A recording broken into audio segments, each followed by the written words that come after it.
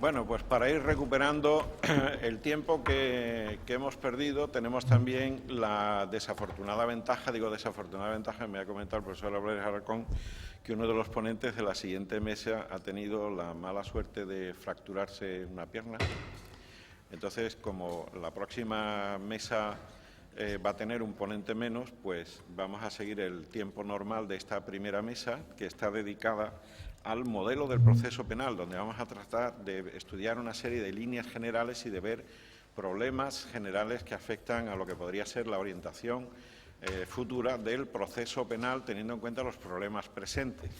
Y para ello, si me permiten ustedes, empezando por el extremo de izquierda, está con nosotros don José María Roca.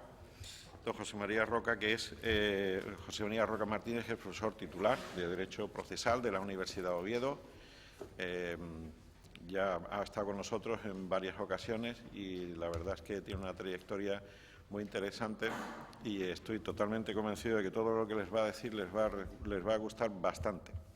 Es una persona que tiene entre sus muchísimas peculiaridades la de ser provocador, la de ser una persona de creador de ideas, y eso en el ámbito de la universidad es siempre muy bien admirado y muy bien admitido.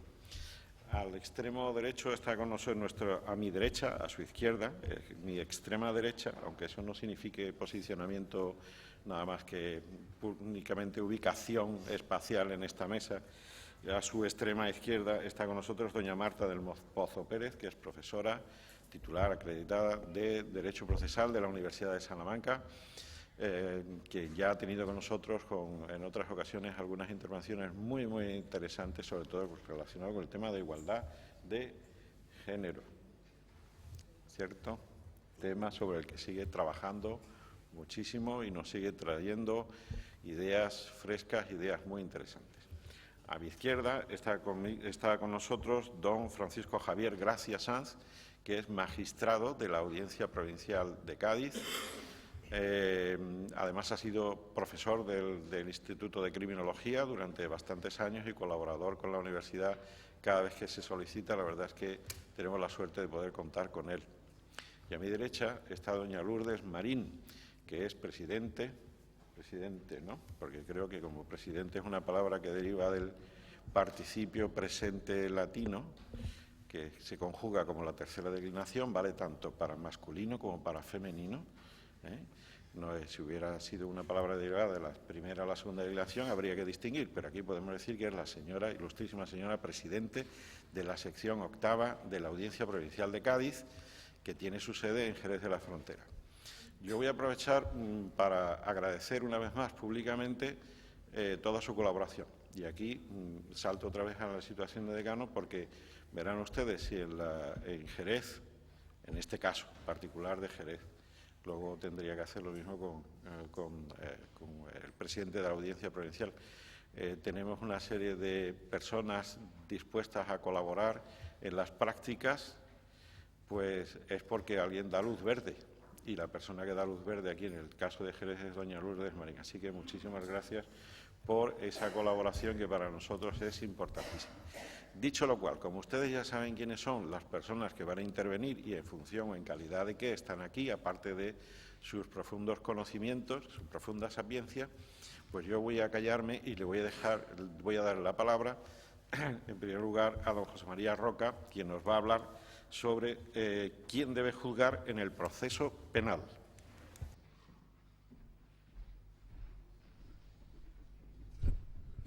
¿Se enciende en algún sitio? Sí, está. Buenos días a todos. Yo la verdad es que suelo estar más a gusto en general escuchando que hablando. Entonces, bueno, hoy me toca estar aquí y vamos a empezar.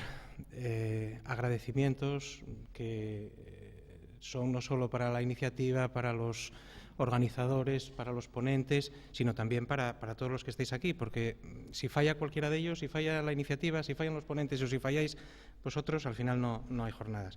Voy a personalizarlo especialmente en el motor de estas actividades, que es el profesor Álvarez Alarcón, que yo creo que te pueden haber dicho muchas cosas y haber llamado muchas cosas, pero yo en este caso me da la impresión de que nadie te ha comparado. Es decir, eres uno y trino, porque eres el presidente de la asociación, catedrático procesal y amigo. Entonces reúnes las tres cosas. Yo creo que eso no te lo habrá dicho nadie. ¿Por qué se me ocurrió plantear, hablar de quién ha de juzgar, cuando realmente lo que se discute o sobre lo que más se trata en el proceso penal pues es el modelo de la investigación, quién debe de investigar? Bueno, antes de ir avanzando voy a recoger el testigo de lo de la provocación. No me gusta el fiscal para instruir, fuera el fiscal, fuera el jurado. A mí el jurado tampoco me gusta absolutamente nada, y tampoco me gustan los juzgados de violencia sobre la mujer. Esto para provocar. Después ya me imagino que a lo largo de las jornadas podremos hablar sobre ello. Yo creo que, siendo muy importante, y lo apuntaba Arturo, el modelo de instrucción, al final el gran problema del proceso penal es el enjuiciamiento. Ese es el gran misterio, pero en todos los órdenes jurisdiccionales, pero si acaso en el penal más, porque la decisión en nuestro sistema no, pero en otros afecta incluso a la vida. Es decir, cuando hay pena de muerte, o sea, la decisión que toma el órgano que ha de juzgar es la más grave que se puede adoptar dentro de un proceso. Entonces, bueno, yo lo que quería era reflexionar con todos vosotros algunas consideraciones generales sobre quién es el que debe de juzgar. Y como soy el primero en hablar, me voy a permitir hacer una reflexión de carácter general. Reforma del proceso penal, sí, pero cuidado. Cuidado, porque el proceso penal no es el civil. En el proceso penal, cualquier cambio, la sociedad es muchísimo más sensible a las modificaciones, a los cambios en el proceso penal que en otros órdenes jurisdiccionales. Y además, cuidado, porque empezamos por no estar de acuerdo en el modelo. Y prueba de ello es el programa de estas jornadas. Luego, si no tenemos claro el modelo, cuidado. Cuidado, pero no pasividad, vamos a dejarlo, no. Vamos a hablar de a dónde queremos llegar, qué tenemos y vamos a ir avanzando en ello, pero reflexionando y no con esas ocurrencias y esa improvisación habitual en nuestro legislador, con esos problemas derivados de situaciones puntuales. Si ahora alguien se plantea cuestiones del proceso de menores, pues claro, el caso de Barcelona, 13 años, bueno, pues la ley lo que preveía era la responsabilidad de extenderla los menores hasta los 21. Después no llegó a entrar en vigor, y ahora ya se está planteando que, claro, que por debajo de 14, ¿qué hacemos con esas situaciones? Es decir, no podemos legislar a impulsos. Es importante que las cosas se mediten y no... Estamos en época electoral, bueno, pues entonces vamos ahora a sacar a relucir un montón de... Tampoco, esa improvisación tampoco, vamos a pensar las cosas. Y después lo de las hamburguesas, es decir, el mimetismo, el decir, es que esto funciona... Vemos películas americanas, es que el sistema americano de justicia es, en mi opinión, de los peores que hay. Si eres rico te va bien, si no, vas a pringar como el que... Vamos, es una cosa... Una sobrina mía estuvo en Los Ángeles ahora un año viviendo y estuvo trabajando en la oficina del Defensor Público en Los Ángeles. Bueno, las cosas que cuenta, o sea, el sistema americano, muy guapo, las películas. Bueno, primero... Ya quisieran los magistrados españoles tener la fuerza que tienen ahí, el reconocimiento social, porque es que aquí, no voy a decir que el último mono, pero hay veces que el juez es que, vamos, y no puede ser así. Entonces yo creo que son cosas importantes para reflexionar. Y el proceso penal tiene otro problema, porque yo lo que sí tengo claro es quién quiero que no me juzgue. Los medios de comunicación no quiero que me juzguen.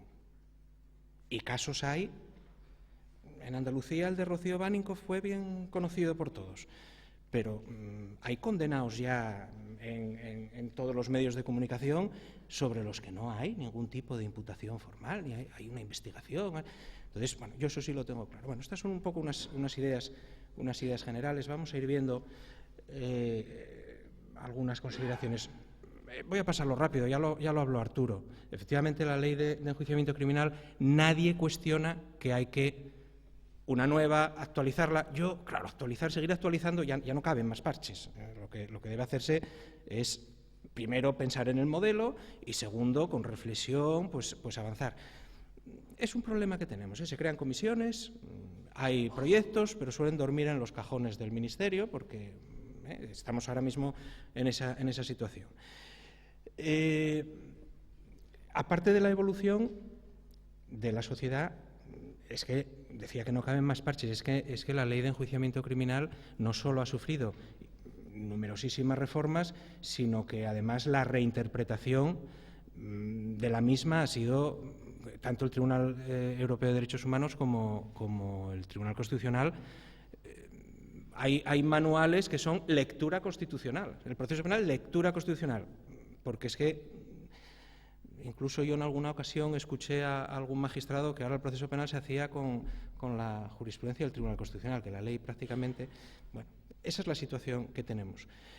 Y no era así, con lo fácil que era el modelo de la ley de enjuiciamiento criminal. Cada vez que se hablan...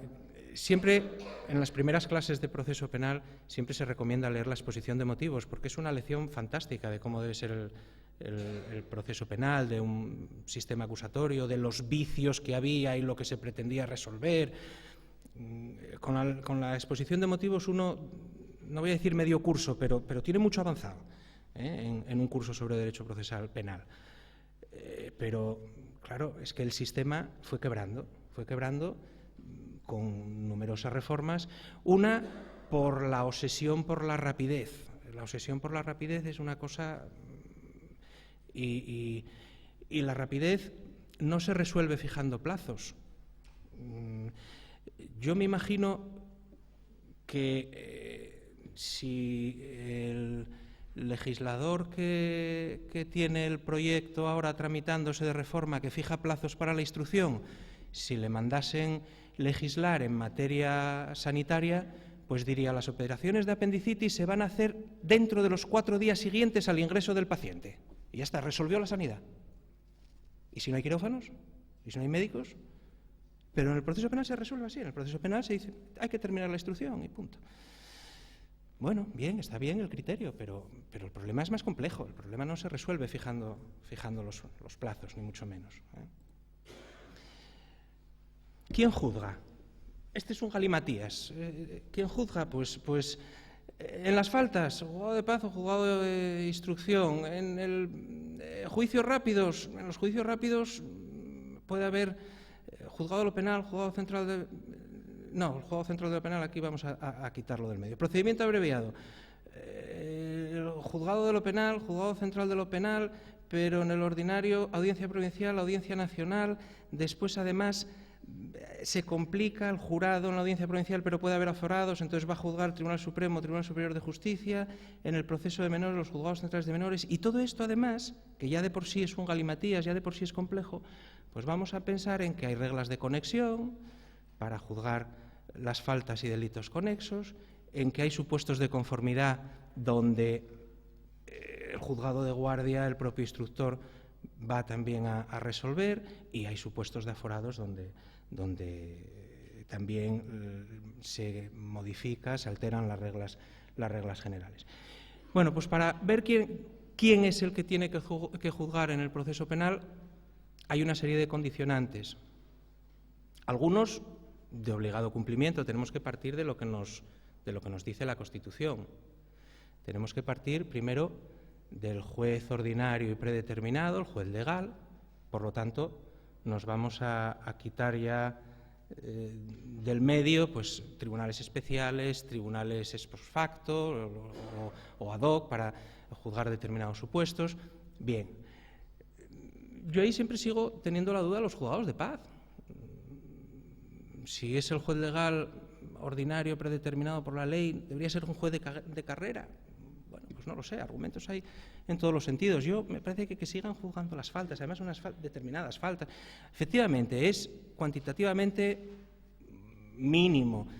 Bueno, por lo menos lo apunto. Yo tengo mis dudas de que sea conveniente que sigan teniendo competencia en materia penal. Y después el problema que se planteó a partir del año 77 con la Audiencia Nacional. Hombre, sí, efectivamente, en su origen pues se podía cuestionar su legitimidad. Bueno, la Ley Orgánica del Poder Judicial lo resuelve. Además, yo creo que la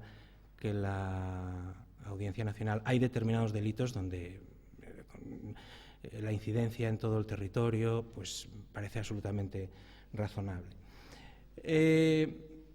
El juez imparcial, esto yo creo que es lo más complejo, porque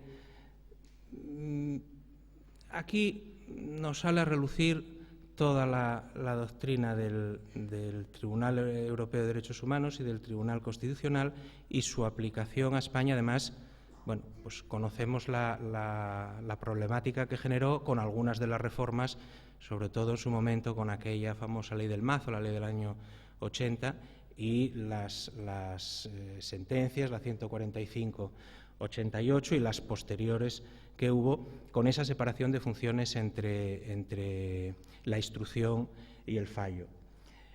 ¿Cómo se trata en nuestro ordenamiento?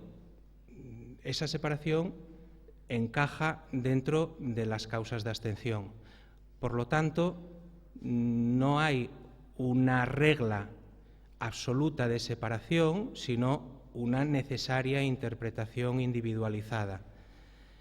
Y los magistrados me lo podrán confirmar. Yo en estos 2 últimos meses estuve en la sección tercera de la Audiencia en Oviedo haciendo una sustitución, y en esos 2 meses tuve que entrar 3 veces a formar sala en la sección segunda porque se tenían que abstener porque habían resuelto recursos en procedimientos en los que antes de que les recusasen pues entendían que podía estar afectada su imparcialidad, porque siguiendo el criterio del Tribunal Constitucional habían valorado cuestiones sustancialmente idénticas o muy cercanas a lo que debían de resolver en el fondo. Yo entré 3 veces, pero es que los de la segunda entraron no a sustituirme a mí, porque yo, como había entrado en esos 2 meses, no había resuelto nada, yo me quedaba, pero entraban 2 magistrados de la segunda a formar en la sección tercera, pues porque es la manera de... Y después, pues en violencia sobre la mujer, me imagino que aquí también, en Oviedo por lo menos, está centrada, es la sección tercera la que conoce todas las apelaciones en la materia. Bueno, pues es continuo el haber resuelto con anterioridad y tener que andar jugando los magistrados con quién resolvió estos recursos, porque afecta a la imparcialidad el haber tenido conocimiento de actuaciones de la fase instructora que obliguen o que hayan obligado a valorar sustancialmente lo que va a valorarse con posterioridad en el juicio.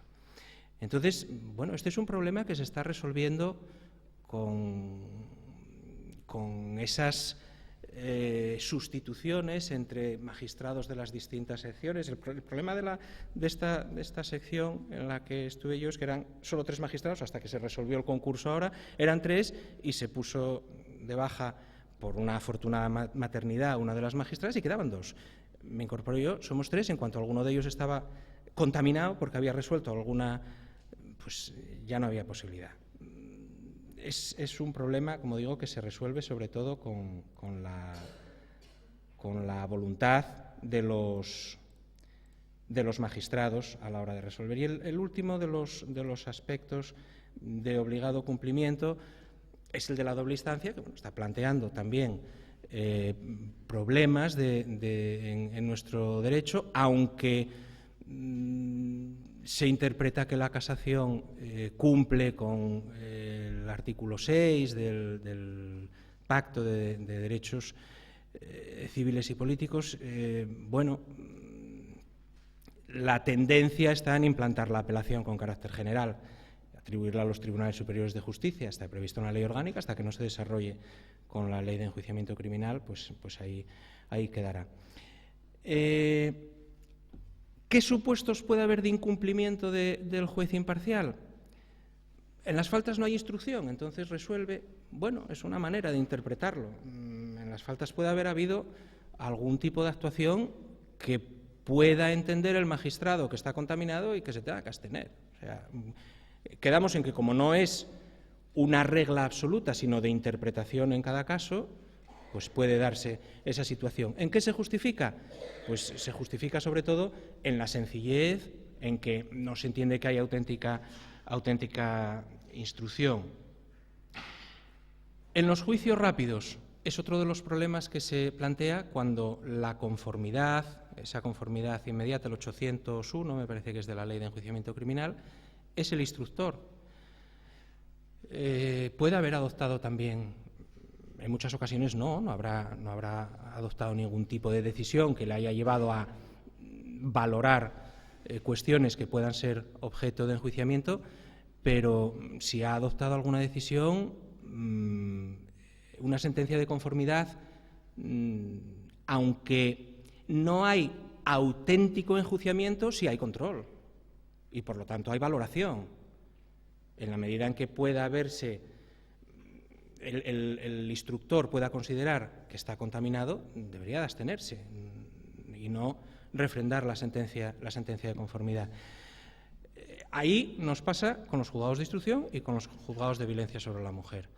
¿Y cómo se justifica?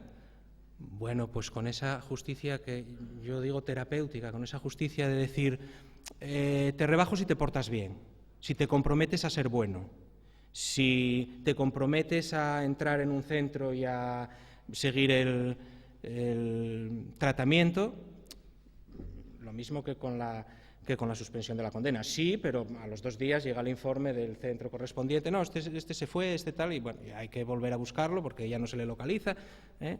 Bueno, y tenemos el tema del proceso de menores, que como es la ruptura del sistema, como es la quiebra del sistema, como es el experimento de decir que instruya al fiscal a ver qué pasa y a ver si después lo podemos extender. Ya, la iniciativa corresponde al fiscal para adoptar medidas, pero ¿quién las adopta? ¿Y después tiene que juzgar el que adopta las medidas? Pues a mí no me va. A mí eso como modelo de sistema no me va. Entonces, bueno, está esa implantación y a mí insisto en que no me gusta. No me gusta porque no me gusta el modelo del fiscal instructor. Yo hago como Ramos en el prólogo del último libro, que termina diciendo, quiero al juez instructor, le quiero, ¿me entienden? Le quiero. Yo es que me parece que cuando las cosas funcionan, pues no hay que andar mirando otros ordenamientos, otros sistemas. Copiamos en su día la comparecencia sanadora, el 692, 93 del antiguo menor cuantía, que si el modelo austriaco, que si tal. Bueno, pues aquí no funcionó nunca en los juzgados. No funcionó nunca. Entonces, lo de andar importando figuras, yo desde luego no soy partidario. Hay que importar aquello que se estudie y se planifique, que puede ser útil a nuestro sistema, no importar sin más. En cualquier caso, es extremadamente importante en todos estos supuestos el reforzamiento de la asistencia letrada, el que la conformidad de verdad, el letrado no sea quitarse un muerto de encima porque era del turno, porque tal, entonces, bueno, esto lo quitamos. No, que de verdad haya una efectiva asistencia letrada. Voy terminando con algunas, bueno, pues sobre todo reflexiones o sugerencias para que podamos darle más vueltas y pensar sobre ello. Me parece imprescindible, centrándonos en quién debe juzgar, a mí me parece imprescindible la simplificación. Este modelo tan complejo, entiendo que es muy difícil volver al sistema de un juez instruye, la sala resuelve, es complicado. Y está bien que haya delitos en los que sea un órgano unipersonal. Bueno, yo creo que es algunas posibilidades de simplificación. Desde luego, en razón del sujeto encausado, los aforamientos yo creo que ya es opinión común reducirlos al mínimo. Los aforamientos tienen poco sentido y además deberían exclusivamente limitarse a cometidos en el ejercicio del cargo y restringirlo al máximo. El proceso de menores a mí me preocupa, rompe con el sistema, no tenemos claro el sistema y el proceso de menores está fuera del sistema, aunque es conforme, aunque el Tribunal Constitucional en la legislación anterior, pero interpretación que se puede hacer conforme a la legislación vigente, ha respaldado la imparcialidad del juez de menores, que no se ve comprometida esa imparcialidad. Bueno, yo tengo algo más que dudas. Creo que es conveniente seguir manteniendo la gravedad, la penalidad en abstracto para distinguir. Mantenemos un órgano pues, unipersonal para el enjuiciamiento de determinadas infracciones penales y las de mayor gravedad se mantienen en la audiencia provincial. Me parece el criterio justificado, lo que pasa que tenemos esa complejidad que, por un lado, en cuanto a la competencia objetiva, pues lo fijamos en 9 años, pero en cuanto al procedimiento en 5, no sé, yo creo que a lo mejor no estaba de más o descargar de asuntos a las audiencias elevando la competencia objetiva y manteniendo una unificación de competencia-procedimiento. No lo sé, reconozco que tampoco tengo un criterio absolutamente fundado y habría que pues, confrontar con estadísticas, habría que valorar otras consideraciones, pero bueno, podría facilitarse. Lo que sí hay son determinadas disfunciones, porque una estafa de 50.000 euros va al juzgado de lo penal, pero de 50.001 va a la audiencia provincial. Y lo mismo con la apropiación indebida. Hay varios delitos en donde el tipo agravado, que, bueno, efectivamente en algún sitio tiene que haber, pero es exactamente lo mismo, objetivamente, enjuiciar una estafa de 50.000 euros que de 50.200. En algún sitio hay que fijar el límite, ya, ¿y eso es criterio suficiente para que en un caso conozca un juzgado de lo penal y en otro caso conozca la audiencia provincial? Yo tengo algunas dudas al respecto. Y bueno, yo los juzgados de violencia a la mujer, que en algún caso resuelven, cuando decía la conformidad en juicios rápidos, es que yo creo que no se justifican jurídicamente de ninguna manera.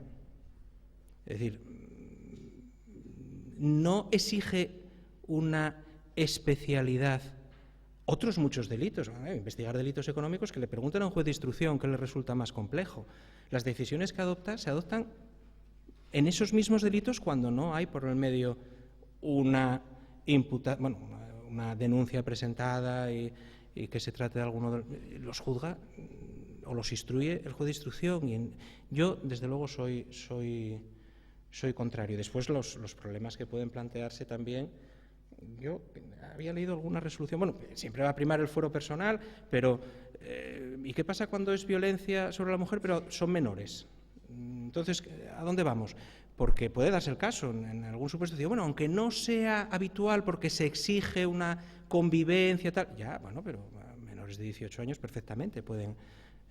Bueno, hay algunos problemas. Voy a terminar simplemente con 2 ideas que son del proyecto y que afectan al órgano que debe resolver. Uno es la conexión. La conexión, hay un objetivo claro en la reforma que se está tramitando y es evitar los macroprocesos. Pero es que es tal galimatías el que recoge la ley que además tampoco dice quién tiene que resolverlo, cómo se tiene que resolver, porque primero dice que cada delito dará lugar a una causa.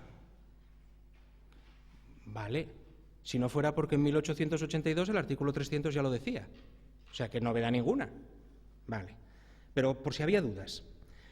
Después, que sí puede juzgarse por conexión conjuntamente cuando sea conveniente. No sabemos cuándo es conveniente, pero Hay casos, una de las que resolvimos en la audiencia, precisamente, que va a llegar al Supremo, es en el famoso caso Marea que hay en Asturias, de una trama bueno, como en todas las comunidades, de corrupción dentro de la administración del Principado, y es que por todos los medios quieren llevarlo al jurado. Y va a terminar, resolvimos unos artículos de previo pronunciamiento, una competencia del jurado, ya se desestimó porque hay prevaricación. Quieren sacarlos, juzgados separados, y dicen, no, es que el cohecho viene de la prevaricación, están relacionados, y se tiene que... Y eso es lo que resolvimos, y eso va a acabar en el Supremo, porque ya presentaron la casación. Bueno, o sea que sí cuando sea conveniente, no sabemos muy bien cuándo es conveniente, no cuando sea excesiva complejidad, o sea que va a quedar al criterio de decir, bueno, este es muy complejo, este no es muy complejo, y ya por último dice sí cuando, aunque no sean con esos, cuando resulte oportuno, es decir, al final queda a criterio, es decir, no se está regulando nada, se dice, la conexión en cada caso que se resuelva, que quizás sea lo más razonable, pero también queda, la ausencia de criterio queda en manos de determinar. Y si estuviera el juez estrella en su momento, hubiera cogido todo, los hubiera acumulado todos, porque hubiera pretendido instruir absolutamente todo. Entonces, ese también es un riesgo. Y termino con una referencia al proceso de aceptación, por aceptación de decreto. Pero si nosotros ya tenemos la conformidad, o sea, ahora que el fiscal, un decreto en el que hace una propuesta... Yo creo que no conoce cómo funciona el sistema. El fiscal, como no haya negociado antes, no hace una propuesta sin más, expuesto a que le digan que no y perder el tiempo. El fiscal, si previamente ha dicho, oye, como en el modelo del procedimiento abreviado, cuando dice, o el escrito que presenten, modificará, o el escrito que presenten conjuntamente el fiscal y la defensa. No, en el acto de la vista, 2 minutos antes, lo habitual es que se pregunte por su señoría al fiscal, ¿hay posibilidad de acuerdo? No lo sé, hablé, pero no parecen que estén muy por la labor. Si acaso que entre al abogado y vamos a plantearlo. No, esto, en mi opinión, no va a funcionar, de ninguna manera. O sea, que el fiscal trabaje sin un mínimo de garantía de que le va a servir, yo creo que no. Y no estoy criticando al fiscal, digo que es así en la práctica, o por lo menos es mi percepción de la práctica. O sea, que solo si hubiera una negociación tendría sentido. Y después, ¿hasta dónde nos lleva? En algunos supuestos, por los límites, sería posible, por ejemplo, en el 620, que remite al 173 del Código Penal, en materia de violencia, ¿también cabría? Bueno, la verdad es que no lo sé. Bueno, yo solo quiero reiterar el agradecimiento a todos y quedar a disposición si se quiere plantear cualquier cuestión o comentar o lo que resulte conveniente. Muchas gracias.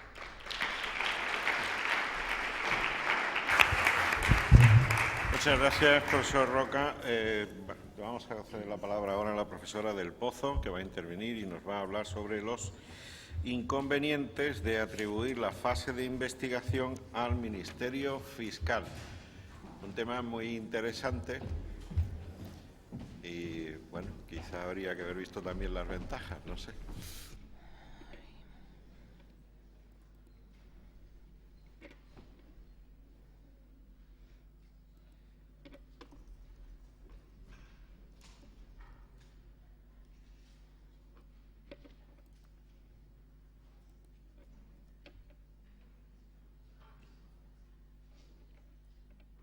Un momentito que me voy a poner el cronómetro para no pasarme de tiempo, ¿eh?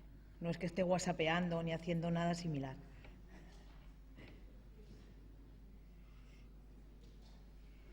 Lo primero de todo, muy buenos días a todos y a todas. Muchísimas gracias al profesor Álvarez Alarcón como presidente de la Asociación de Profesores de Derecho y Garantías por haber contado conmigo para esta jornada.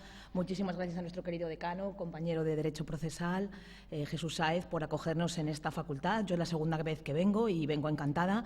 Y, por supuesto, a Isabel Villar y a Pablo García Molina, que son los artífices de esta jornada y que han estado trabajando en la sombra, escribiendo correos, reservando hoteles. Para mí siempre es un placer venir a Jerez, encontrarme con este maravilloso tiempo, con el fino, con las huevas, que me encantan, con las tortillitas de camarones y, claro, dormir en el estadio de Chapín, yo que soy muy futbolera, pues ¿qué queréis que os diga? Un placer. Voy a dedicar unos 15, 16, 17 minutos a hablaros de los inconvenientes que yo considero que tiene cambiar el modelo de investigación al Ministerio Fiscal. Me he dividido con uno de mis compañeros de mesa, con Francisco Javier, con nuestro magistrado. Él va a hablar de las ventajas y yo voy a hablar de los inconvenientes. Luego él va a hacer de poli bueno, yo de poli mala o al revés, como queráis. Voy a suponer que sabéis cómo es la figura de nuestro Ministerio Fiscal. Claro que eran las primeras diapositivas, pero voy a repasarla muy brevemente. Nuestro Ministerio Fiscal es imparcial, pero es imparcial de una manera muy extraña. ¿Por qué? Porque es parte. Si es parte ya no puede ser imparcial. Pero sí que es imparcial hablando de la subjetividad, es decir, de la persona concreta que actúa en un asunto concreto. El fiscal tiene que actuar en interés general y, por lo tanto, si tiene una vinculación subjetiva o objetiva con el asunto, no podrá hacerlo. Nuestro Ministerio Fiscal, además, es dependiente, y lo dice la Constitución en el artículo 124, y veremos que a mí me parece que eso genera problemas. Nuestro Ministerio Fiscal está organizado jerárquicamente y en la cúspide está el Fiscal General del Estado. Y ese Fiscal General del Estado es nombrado y cesado por el Gobierno y reporta al Gobierno y da cuenta al Gobierno. Y además da instrucciones y circulares de obligado cumplimiento a los fiscales. Y además puede colocar un fiscal en un asunto determinado. Y además puede abocar para sí o para otro fiscal un asunto concreto. Y además puede dar órdenes concretas en un asunto a el fiscal que está actuando. Todo eso nos coloca en algunos de los ejemplos reales que vamos a examinar ahora muy brevemente, que a mí me parece que generan problemas de la configuración del Ministerio Fiscal y que, por tanto, eliminan la posibilidad de atribuirle las funciones instructoras. Caso Faisán. Os suena a todos. Caso Faisán, Bar Faisán, hubo un chivatazo a ETA, se produjo como consecuencia de ese chivatazo la imposibilidad de coger determinado dinero destinado al impuesto revolucionario. Se imputaron a 2 funcionarios de policía. Por ese caso se les acusaron, se les juzgaron. Nuestro fiscal del caso quería acusar a Carlos Bautista únicamente por revelación de secretos.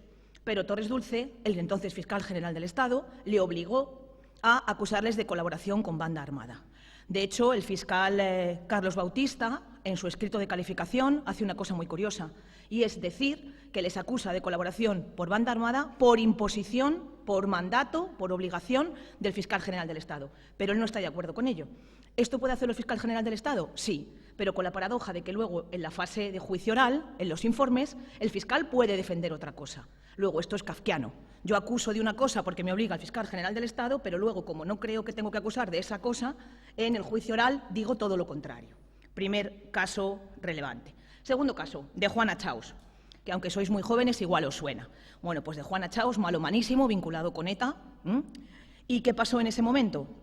Estábamos en un momento de un proceso de paz y entonces el fiscal del asunto, Jesús Alonso, que es buen amigo mío, se negó a lo que se le pedía. Se le pidió rebajar la pena a de Juana y dijo que no. Y, por lo tanto, le apartaron del asunto. Luego, una vez más, vemos o intentamos ver la influencia que tienen sobre el fiscal. Caso Camps. A Camps le acusó el fiscal, pero después, en la fase de recurso, no se recurrió su absolución. ¿Por qué? Porque cambió el Gobierno y cambió el fiscal general del Estado. Luego también resulta kafkiano. Si yo le acuso como fiscal y lo absuelven, se supone que quiero que lo condenen. Luego debería recurrirlo. Y, por último, caso Otegi. Otegi también vinculado con ETA, actualmente en prisión. También estábamos en un proceso de paz y aquí el fiscal sí que, cuando se le solicitó que retirara la acusación porque se favorecía el proceso de paz, la retiró y Otegi fue absuelto. Luego veis que se intenta influir en la Fiscalía y con fiscales generales del Estado de todos los colores, nombrados por partidos de derechas, nombrados por partidos de izquierdas, con Cándido Conde Pumpido, que estaba nombrado por un partido de izquierdas, con Torres Dulce, que estaba nombrado por un partido de derechas. Luego, esto me coloca en ver, porque yo creo que tenemos dificultades de atribuir al Ministerio Fiscal la fase de investigación. En primer lugar, por supuesto, citar a mi maestra, la profesora Calvo Sánchez, que es, yo creo, que la mayor especialista en Derecho Procesal sobre imparcialidad, abstención y recusación. Estoy totalmente de acuerdo con ella cuando dice eso. Entre comillas, la independencia es instrumental respecto a la imparcialidad. Luego, no se puede ser imparcial sin ser independiente. Y ya hemos dicho que nuestro fiscal es dependiente.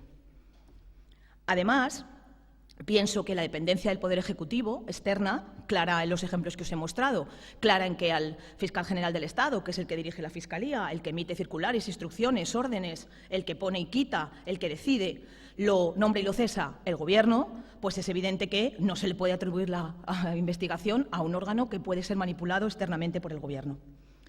Yo no me imagino a ningún juez o magistrado reportando al Gobierno, dándole cuentas al Gobierno, ni siquiera al presidente del Consejo General del Poder Judicial, ni tampoco promoviendo actuaciones indicadas por el Gobierno en el sentido que les dice. ¿Por qué? Porque nuestros jueces y magistrados son independientes, no dependientes, y son, evidentemente, imparciales. Ni tampoco me imagino a un juez o un magistrado recibiendo órdenes o consejos de cómo tiene que actuar en un caso determinado. Esto está vedado por la Ley Orgánica del Poder Judicial. No se puede atacar la independencia ni la imparcialidad de un juez o un magistrado. Si este ataque se produce, se puede acudir al amparo del Consejo General del Poder Judicial y la única posibilidad que tienen los superiores de corregir las órdenes de los inferiores es vía recurso. Luego, la Audiencia Provincial no le puede decir al juez de lo penal lo que tiene que hacer o cómo tiene que actuar. Y, reitero, esto es así porque nuestros jueces y magistrados son independientes. Es evidente que el Estatuto del Ministerio Fiscal permite el fiscal ad hoc. Os lo planteaba antes.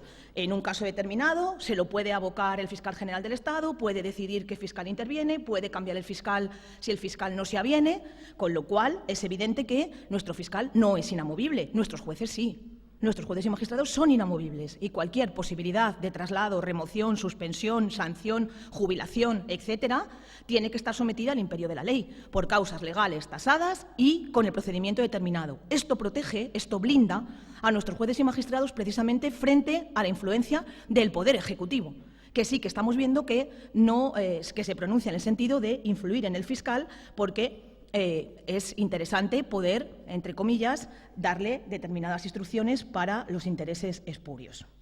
Es evidente que no tenemos jueces y magistrados ad hoc.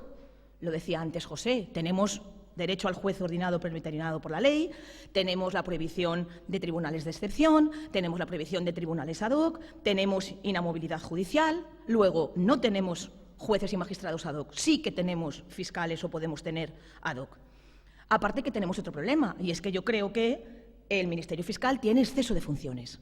Uno lee el estatuto y ve que tiene hasta 16. Y uno dice, ¿pero cómo puede hacer todo esto el Ministerio Fiscal? Esto hay que pensarlo o repensarlo, redefinirlo, simplificarlo, hacerlo de otra manera completamente diferente. Estoy totalmente de acuerdo con el profesor Fairén cuando dice lo siguiente: las funciones producen miedo, vértigo y conmiseración hacia quien se hunde bajo ellas. Luego hay que redefinir, reformular, repensar esas funciones del Ministerio Fiscal. Tampoco creo que sea admisible desde el punto de vista de los derechos fundamentales que una parte del proceso, porque os recuerdo que el fiscal es una parte del proceso y que además es dependiente y dependiente del Ejecutivo, investigue o instruya. Y, para ir concluyendo, ¿qué podríamos tener que hacer o qué reformas tendríamos que hacer si es que nos planteamos caminar por este modelo? Ya sabéis que últimamente ha habido varios intentos fallidos de reformar el proceso penal. En ambos se pretendía la instrucción por el Ministerio Fiscal, pero ahora parece que esto se ha quedado parado, parece que no queremos abrir este melón. De hecho, no tenemos una nueva ley de enjuiciamiento criminal porque no nos ponemos de acuerdo en el modelo. Además, tradicionalmente, los partidos de izquierdas eran pro fiscal instructor, los de derechas pro juez instructor, pero ahora los dos últimos modelos que ha habido, las dos últimas propuestas, una de izquierdas y otra de derechas, las dos iban en la línea de cambiar el modelo, cogiendo el de ordenamientos jurídicos próximos, importando, como siempre, cuando a lo mejor esto va en contra de nuestra tradición jurídica, esa idea del fiscal investigador. En primer lugar, tendríamos que hacer reformas del Estatuto Orgánico. Y nuestro Ministerio Fiscal debería ser independiente, autónomo, poder tomar sus decisiones y no tener influencias ni del fiscal general del Estado, ni del Poder Ejecutivo, ni que le pudiera dar instrucciones, órdenes, etcétera. Pero claro, como os he dicho antes, que la dependencia del fiscal está en la Constitución, hay que modificar la Constitución. Y esto, claro, es impensable. Aquí solamente se modifica la Constitución cuando lo impone la Unión Europea. Os recuerdo, artículo 13 para derecho de sufragio activo y pasivo y el famoso artículo 135 para tocar el techo de gasto, que se hizo con alevosía y nocturnidad en agosto.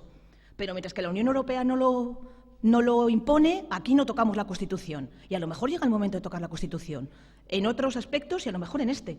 Si yo quiero de verdad que un fiscal investigue, tiene que ser independiente. Y para poder ser independiente, repito, hay que modificar la Constitución. Pero daos cuenta de otra cosa.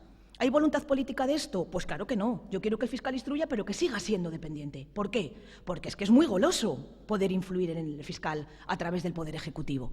Poder decidir a quién investigo y a quién no. Poder decidir qué averiguo y qué no. Entonces, claro, el Poder Ejecutivo no está dispuesto a perder su influencia sobre el fiscal. Yo siempre comparto esta afirmación. No hay juicio más injusto que aquel que no debió iniciarse.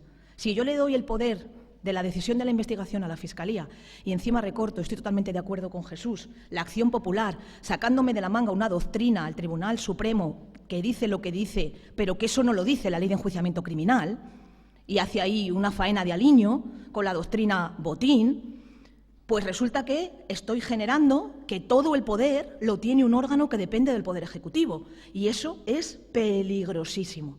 Además, hay que redefinir sus funciones, es evidente. ¿Por qué? Porque la famosa función que os explicamos en clase, que lo resume todo, que es que el fiscal lo que va a hacer es intervenir en defensa de la legalidad, de los derechos fundamentales y del interés general. Claro, ¿qué es el interés general? ¿El que quiere el Gobierno de turno? Os he puesto antes ejemplos. El interés general en un momento era acusar a Camps, pero en otro momento no era recurrir la absolución. El interés general era en un momento acusar a Otegi, pero en otro momento era retirar la acusación de Otegi. Luego, ¿qué pasa? ¿Que el interés general o el interés público muta y en función de la mutación el fiscal cambia? Esto es, repito, muy arriesgado si le damos la investigación. Por supuesto, una memoria económica. A mí me parece que los fiscales no tienen medios para convertirse en investigadores. Yo tengo buenos amigos fiscales y, claro, vas a su despacho y te dicen «¿Pero cómo voy a tomar yo aquí declaración a nadie? Si aquí no tengo sitio». Aunque esto os parezca que es baladí, pienso que no. Hay que hacer un estudio de viabilidad económica y ver si de verdad tenemos los medios materiales y personales para que los fiscales investiguen. Totalmente conectado con esto. Ahora es imposible con la plantilla de fiscales que tenemos. Hay que incrementar medios personales y materiales y tenemos otro problema. Hay que cambiar la mentalidad. Claro, nuestro fiscal tiene que asumir que va a investigar. No solo que va a investigar, sino que va a acusar. Y nuestro juez de instrucción, que se convertiría en un juez de garantías, tiene que asumir que es un juez de garantías, ya no es un juez investigador. Cambiar la mentalidad de los operadores jurídicos es complicadísimo. Y habría que hacerles una especie de lavado de cerebro, si me permitís la expresión coloquial, entre comillas, para que cada uno cambiase los roles o cambiase los papeles. Otra cosa, ¿quieren los fiscales instruir? Yo a todos los que he preguntado en privado me dicen que no, aunque en público digan sí, nos encanta. Claro, pero lo públicamente correcto y lo políticamente correcto es decir sí, pero, y esto es lo peor, ¿les podemos imponer una reforma en contra de su voluntad? Aunque no quieran hacerlo, ¿les podemos obligar a instruir? Es muy difícil que alguien que tiene que hacer algo que no tiene ganas de hacer, que no le apetece, que no lo comparte, que no lo ve admisible, tenga que hacerlo porque nosotros se lo impongamos. Y otro problema, tendríamos que reasignar medios personales. Yo ya no necesitaría tantos jueces de instrucción. Luego habría que convertir esos jueces de instrucción en fiscales instructores. Pero ellos querrían, y sobre todo, ¿eso es legal? Eso tiene un problema de legalidad. Yo no puedo convertir a un juez de instrucción en un fiscal de repente. ¿Y esos jueces instructores van a querer ser fiscales instructores? Evidentemente no. Luego ahí tenéis otro gravísimo problema. Y para ir acabando, yo creo que hay muchísimos más inconvenientes que ventajas, estos son algunos, que hay que acometer las reformas que os he planteado al menos, es decir, que si nos decidimos a un modelo de fiscal investigador no puede ser con el fiscal que tenemos ahora, lo tenemos que hacer independiente, lo tenemos que hacer inamovible, lo tenemos que hacer con medios personales, con medios materiales, con cambios de mentalidad, con memorias económicas, etcétera, etcétera, etcétera. Luego, tal y como tenemos ahora la figura del Ministerio Fiscal, mi respuesta a cambio de modelo es que no. Y uniéndome a la polémica que decía antes José, yo también soy contra jurado, contra fiscal instructor, pero soy pro juzgados de violencia sobre la mujer. Porque yo sí que le veo una justificación técnica, porque la violencia de género, bien entendida, es un delito diferente. Y, por lo tanto, tiene que haber una especialización. Igual que tiene que haber una especialización para la Audiencia Nacional. Sin embargo, yo cambiaría las competencias tanto del juzgado de violencia sobre la mujer, porque ahora no está funcionando por otras cuestiones que no vienen al caso y no es el motivo de mi ponencia, y también cambiaría las competencias del artículo 65 porque yo creo que la Audiencia Nacional tiene que ser un tribunal que se encargue de los grandes macrocasos relacionados con cuestiones internacionales. Las redes de trata de seres humanos, las redes de droga que ya se encarga de ellas, pero que habría que darle esa idea de que sea un tribunal para la delincuencia organizada, dado que su competencia originaria o por lo que nació en ese momento la Audiencia Nacional, que es luchar contra el terrorismo, nos queda evidentemente el terrorismo islamista, que todavía sigue muy activo y últimamente se han desarticulado varias redes, pero afortunadamente lo que tiene que ver con el terrorismo de ETA pues ya está prácticamente superado, con lo cual yo creo que habría que darle una vuelta a eso. Y para terminar, dado que íbamos a ser polémicos, llevo 15 minutos 36 segundos, luego estoy dentro del tiempo, voy a lanzaros una diapositiva del gran profesor Serra Domínguez, que en paz descanse. Un maestro del derecho procesal único, que mirad lo que decía. Dice Serra, si las funciones actualmente atribuidas al juez instructor se atribuyeran a una categoría determinada de funcionarios, judiciales o no, luego daos cuenta de la polémica, sin más funciones que las investigadoras, solo así podría evitarse que en la práctica la verdadera instrucción no la desarrollen ni el juez ni el Ministerio Fiscal. Y la cuestión es, tal vez tiene razón el profesor Serra, tal vez hay que ir a otra vía, tal vez no hay que usar un fiscal instructor ni un juez instructor, tal vez hay que tener en cuenta sus estudios y hacer otra cosa diferente, no lo sé. Estamos en momento de reformas. A lo mejor tenemos que plantearnos otra cosa diferente. Con esto termino. Muchísimas gracias. Un placer y luego, si queréis, en el coloquio me planteáis lo que queráis. Gracias.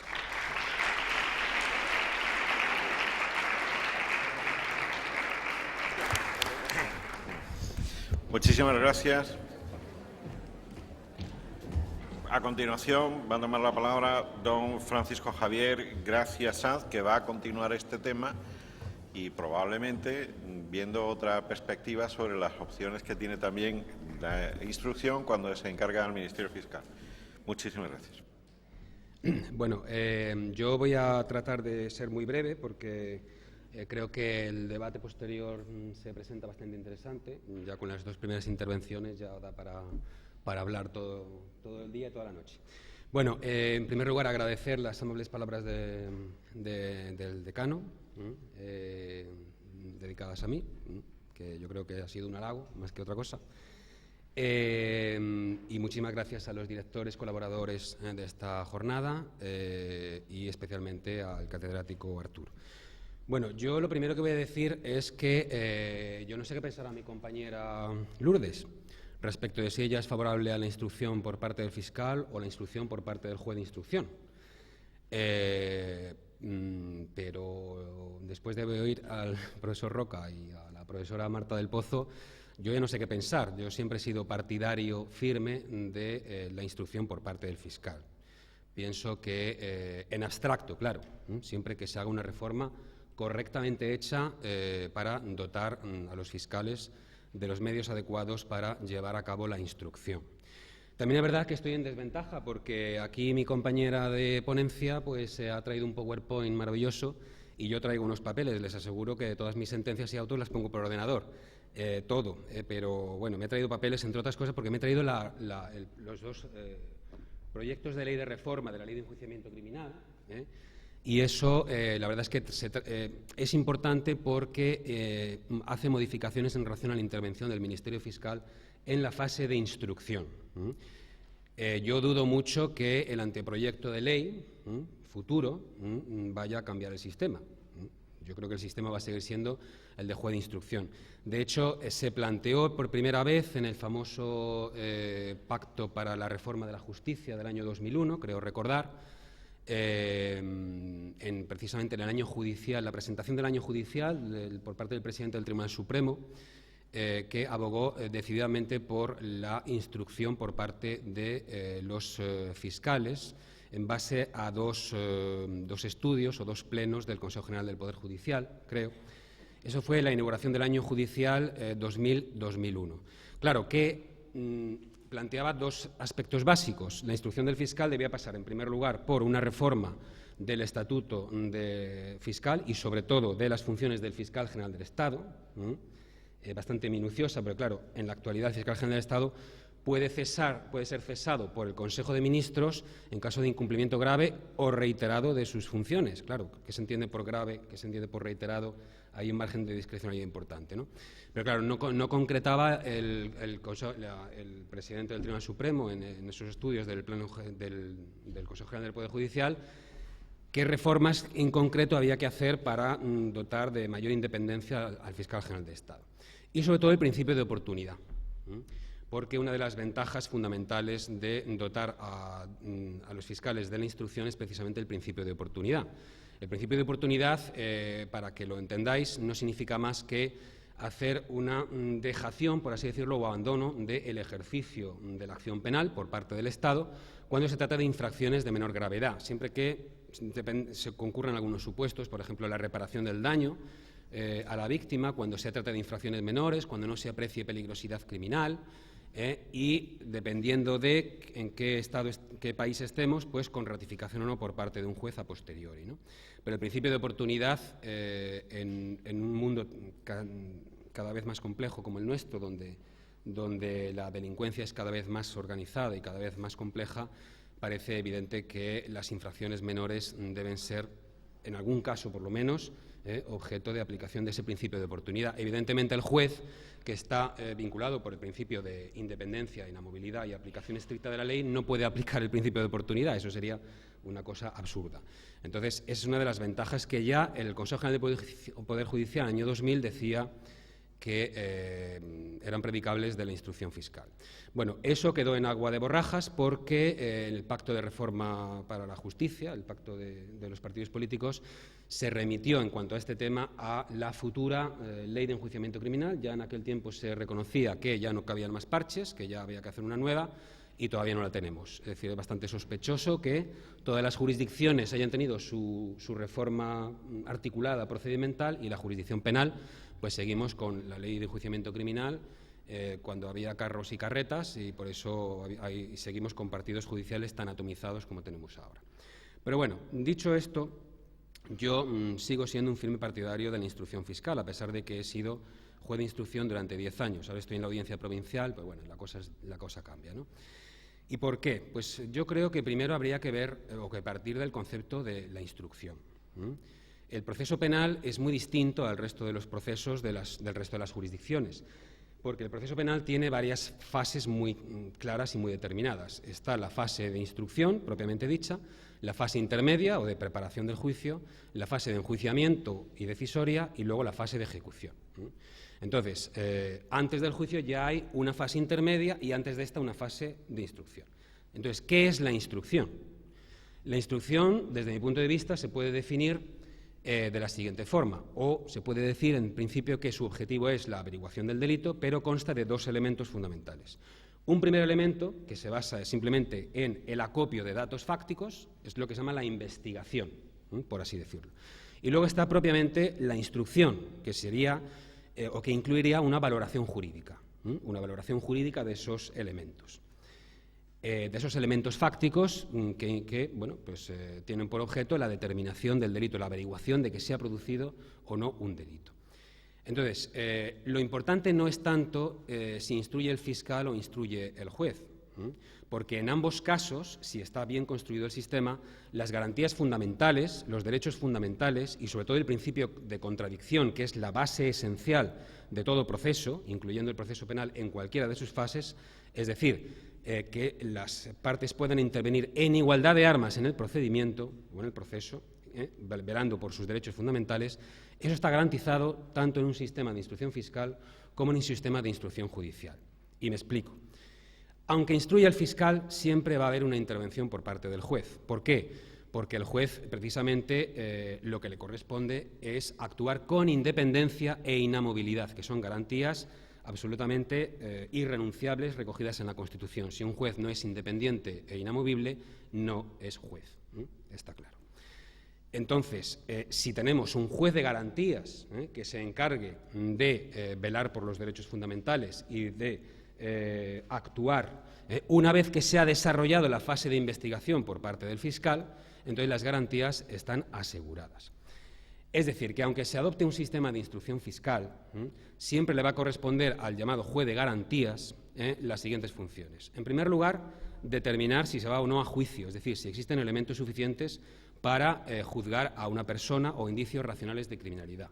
Valoración jurídica sobre datos fácticos investigados previamente por el fiscal.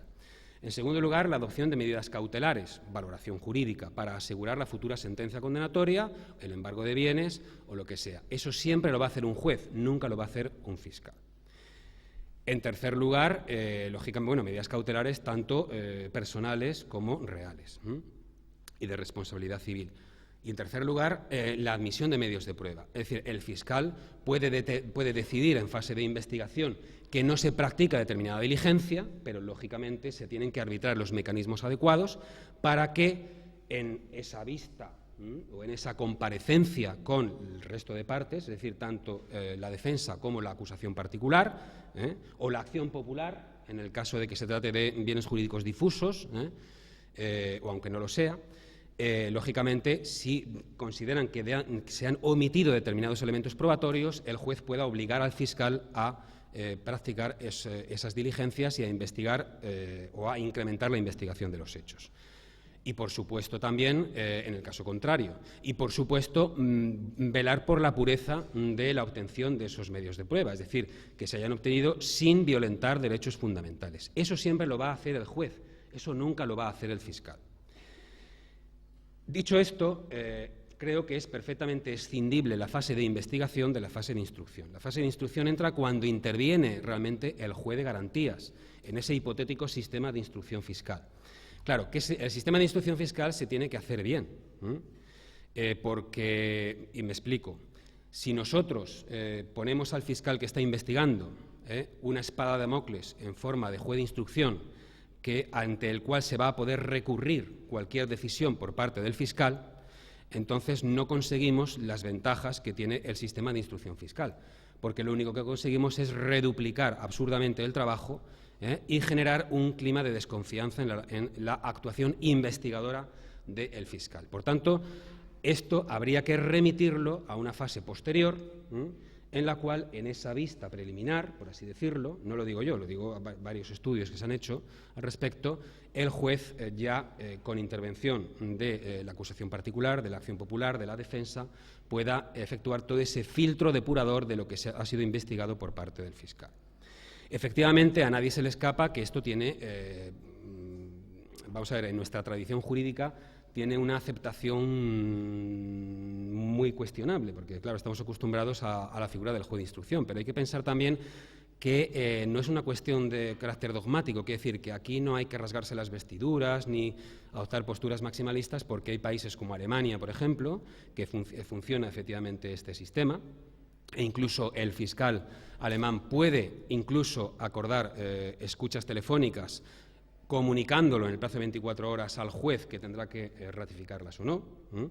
En Italia exactamente lo mismo. Tienen un sistema de instrucción fiscal y, en principio, no creo que la justicia alemana funcione peor que la justicia española.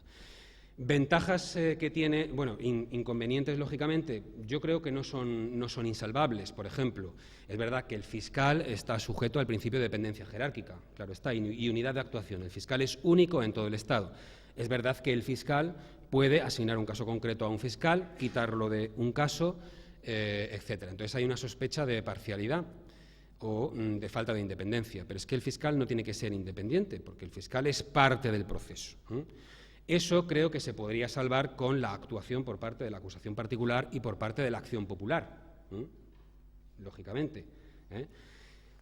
Es verdad que, claro, si nosotros dejamos actuar a la acusación particular o a la acción popular desde el mismo momento en que inicia la investigación el fiscal o la defensa, pues lógicamente ahí se pierde mucha eficacia, porque la labor investigadora del fiscal, que tiene que ser conteste con la policía judicial y en permanente contacto con la policía judicial, puede verse afectada en su eficacia precisamente por los requerimientos, las peticiones de las acusaciones particulares, de la acusación popular, de la defensa, del abogado del defendido.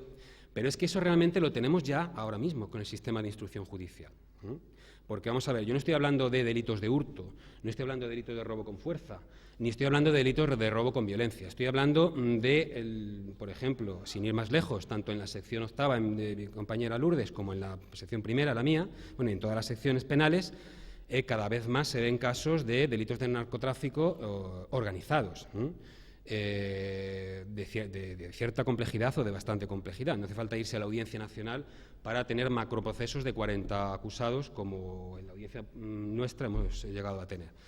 Y realmente la práctica demuestra que la declaración de secreto de las actuaciones en algunos casos ha durado 2 años o más de 2 años.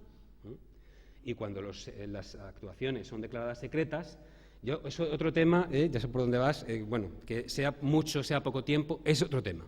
Pero cuando son declaradas secretas, como ustedes saben muy bien, no puede tomar conocimiento de las actuaciones la defensa, no puede tomar, bueno, total o parcialmente, y mucho menos, lógicamente, la cuestión particular. Con lo cual, es inevitable que, al menos en los primeros compases de la investigación, no se dé intervención a terceras personas y que el órgano investigador actúe en solitario.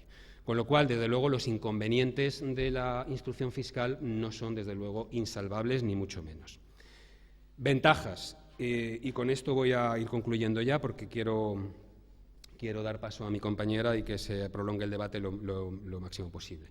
Pues las ventajas, bueno, se puede decir, por ejemplo, que el fiscal está más próximo a la investigación, al acopio de pruebas, pero claro, eso sería cierto siempre que el fiscal estuviera dotado de medios materiales y humanos y realmente tuviéramos una verdadera policía judicial como la del artículo 126, como dice el artículo 126 de la Constitución. Pero bueno, al margen de eso, para mí lo más importante es la mayor flexibilidad que tiene la Fiscalía para investigar los grandes delitos, o los delitos, o la codelincuencia, o la delincuencia compleja, o la delincuencia informática, en definitiva la delincuencia conexa, donde hay grupos de criminalidad o elementos criminales, por no decir elementos terroristas. Y me explico. La Fiscalía tiene la gran ventaja de que, bueno, pues puede, como es un fiscal único, es decir, es unidad de actuación y dependencia jerárquica, pues se pueden crear sin mayor problema fiscalías con ámbito de competencia nacional. De hecho, ahí tenemos a la Fiscalía Antidroga, tenemos a la Fiscalía Anticorrupción, que pueden actuar en todo el territorio nacional y que son distintas de la Fiscalía de la Audiencia Nacional.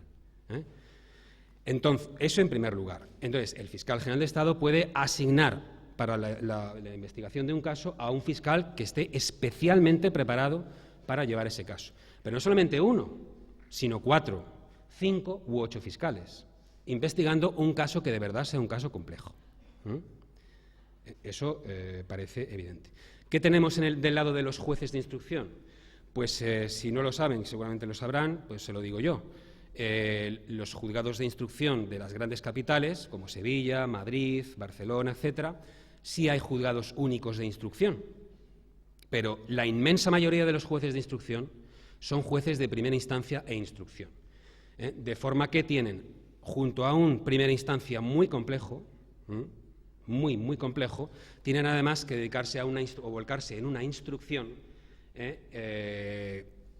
en un mundo como el nuestro, en el que se tiende además a la especialización, porque ya es prácticamente imposible tener un conocimiento depurado y especializado o mínimamente decente en 1000 materias que van surgiendo, y no hablemos ya del Tribunal Europeo de Derechos Humanos. En la nueva reforma se ha modificado el recurso de revisión para introducir la aplicabilidad efectiva de las sentencias del Tribunal Europeo de Derechos Humanos.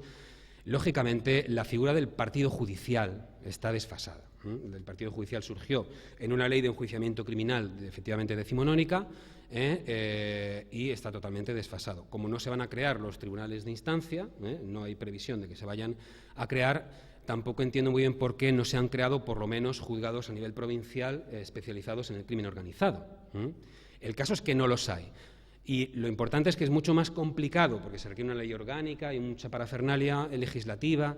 Es más complicado crear juzgados provinciales o supraprovinciales especializados en delitos económicos, en delitos de crimen organizado, en tráfico de drogas, etcétera, que fiscalías específicas antidroga, anticorrupción, que además los fiscales tienen mayor flexibilidad para actuar, incluso aunque no existan las fiscalías antidrogas, y de la asignación de fiscales especializados. Y segundo, y con esto termino, yo creo que es otra gran ventaja, se salvarían muchos problemas a efectos competenciales, porque, lógicamente, las reglas de competencia territorial son complejas, pero son complejas porque los delitos son cada vez más complejos. Son cada vez más plurisubjetivos, es decir, grupos organizados, conjuntos de sujetos activos, está la figura ya del grupo criminal como delito, la asociación ilícita. Entonces, el Supremo ha elaborado toda una doctrina que también da para un libro, sobre la atribución de competencia en determinados casos. Mientras que en el caso de la instrucción por parte de los fiscales, eso es un escollo que estaría bastante salvado. Con lo cual, iba a hablar de la reforma de la ley de enjuiciamiento criminal en este aspecto, pero no me da tiempo. Simplemente, bueno, pues señalar que sí se ha atribuido algunas funciones al fiscal. Por ejemplo, el fiscal puede tomar algunas decisiones por propia autoridad. En la reforma, digo, eso no significa que vaya a salir. Y la Policía Judicial también, por ejemplo, ampliación de los registros cuando son registros de dispositivos de almacenamiento masivo, por ejemplo.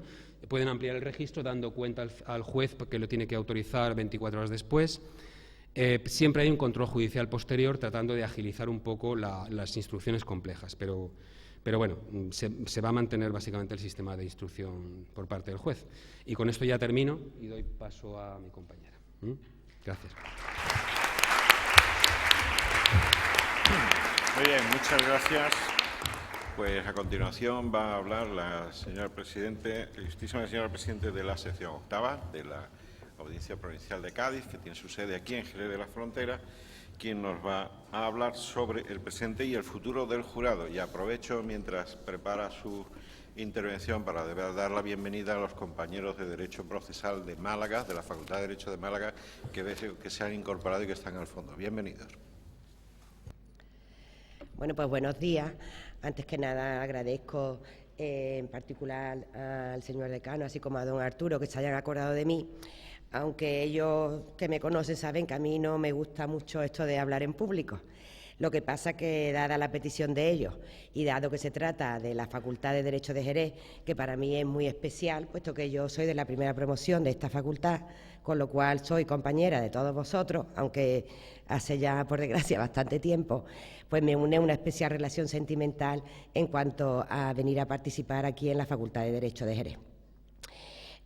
Yo lo que voy a hablar hoy es del tema del jurado, pero desde un punto de vista eminentemente práctico, a efecto de que conozcáis un poco la experiencia profesional que tengo respecto a la ley, al Tribunal del Jurado. Antes que nada, me parece que es muy importante destacar que incluso en el propio preámbulo de la ley del Tribunal del Jurado ya se establece que, pese a que el artículo 125 de la Constitución, que como sabéis fue de 1978, ya estableció la constitución del Tribunal del Jurado, sin embargo, en la práctica no se llega a crear la ley del jurado hasta 1995. Sí, pasan casi 20 años y la ley del jurado ni se lleva a cabo, ni por supuesto, por tanto, puede entrar en vigor. Eso ya pone manifiesto que al menos desde mi punto de vista, que la creación del Tribunal del Jurado ha respondido más a unos principios y a una ideología política, en cuanto que efectivamente es una forma de que los ciudadanos puedan participar en la Administración de Justicia y, por tanto, es una manifestación externa muy expresiva en cuanto a la participación del ciudadano en los poderes públicos, concretamente en el Poder Judicial.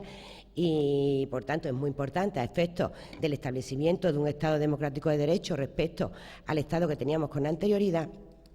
Pero yo entiendo que ha respondido más a ese tipo de principios e ideología que a la realidad y a la necesidad práctica de que existiera una ley de jurado.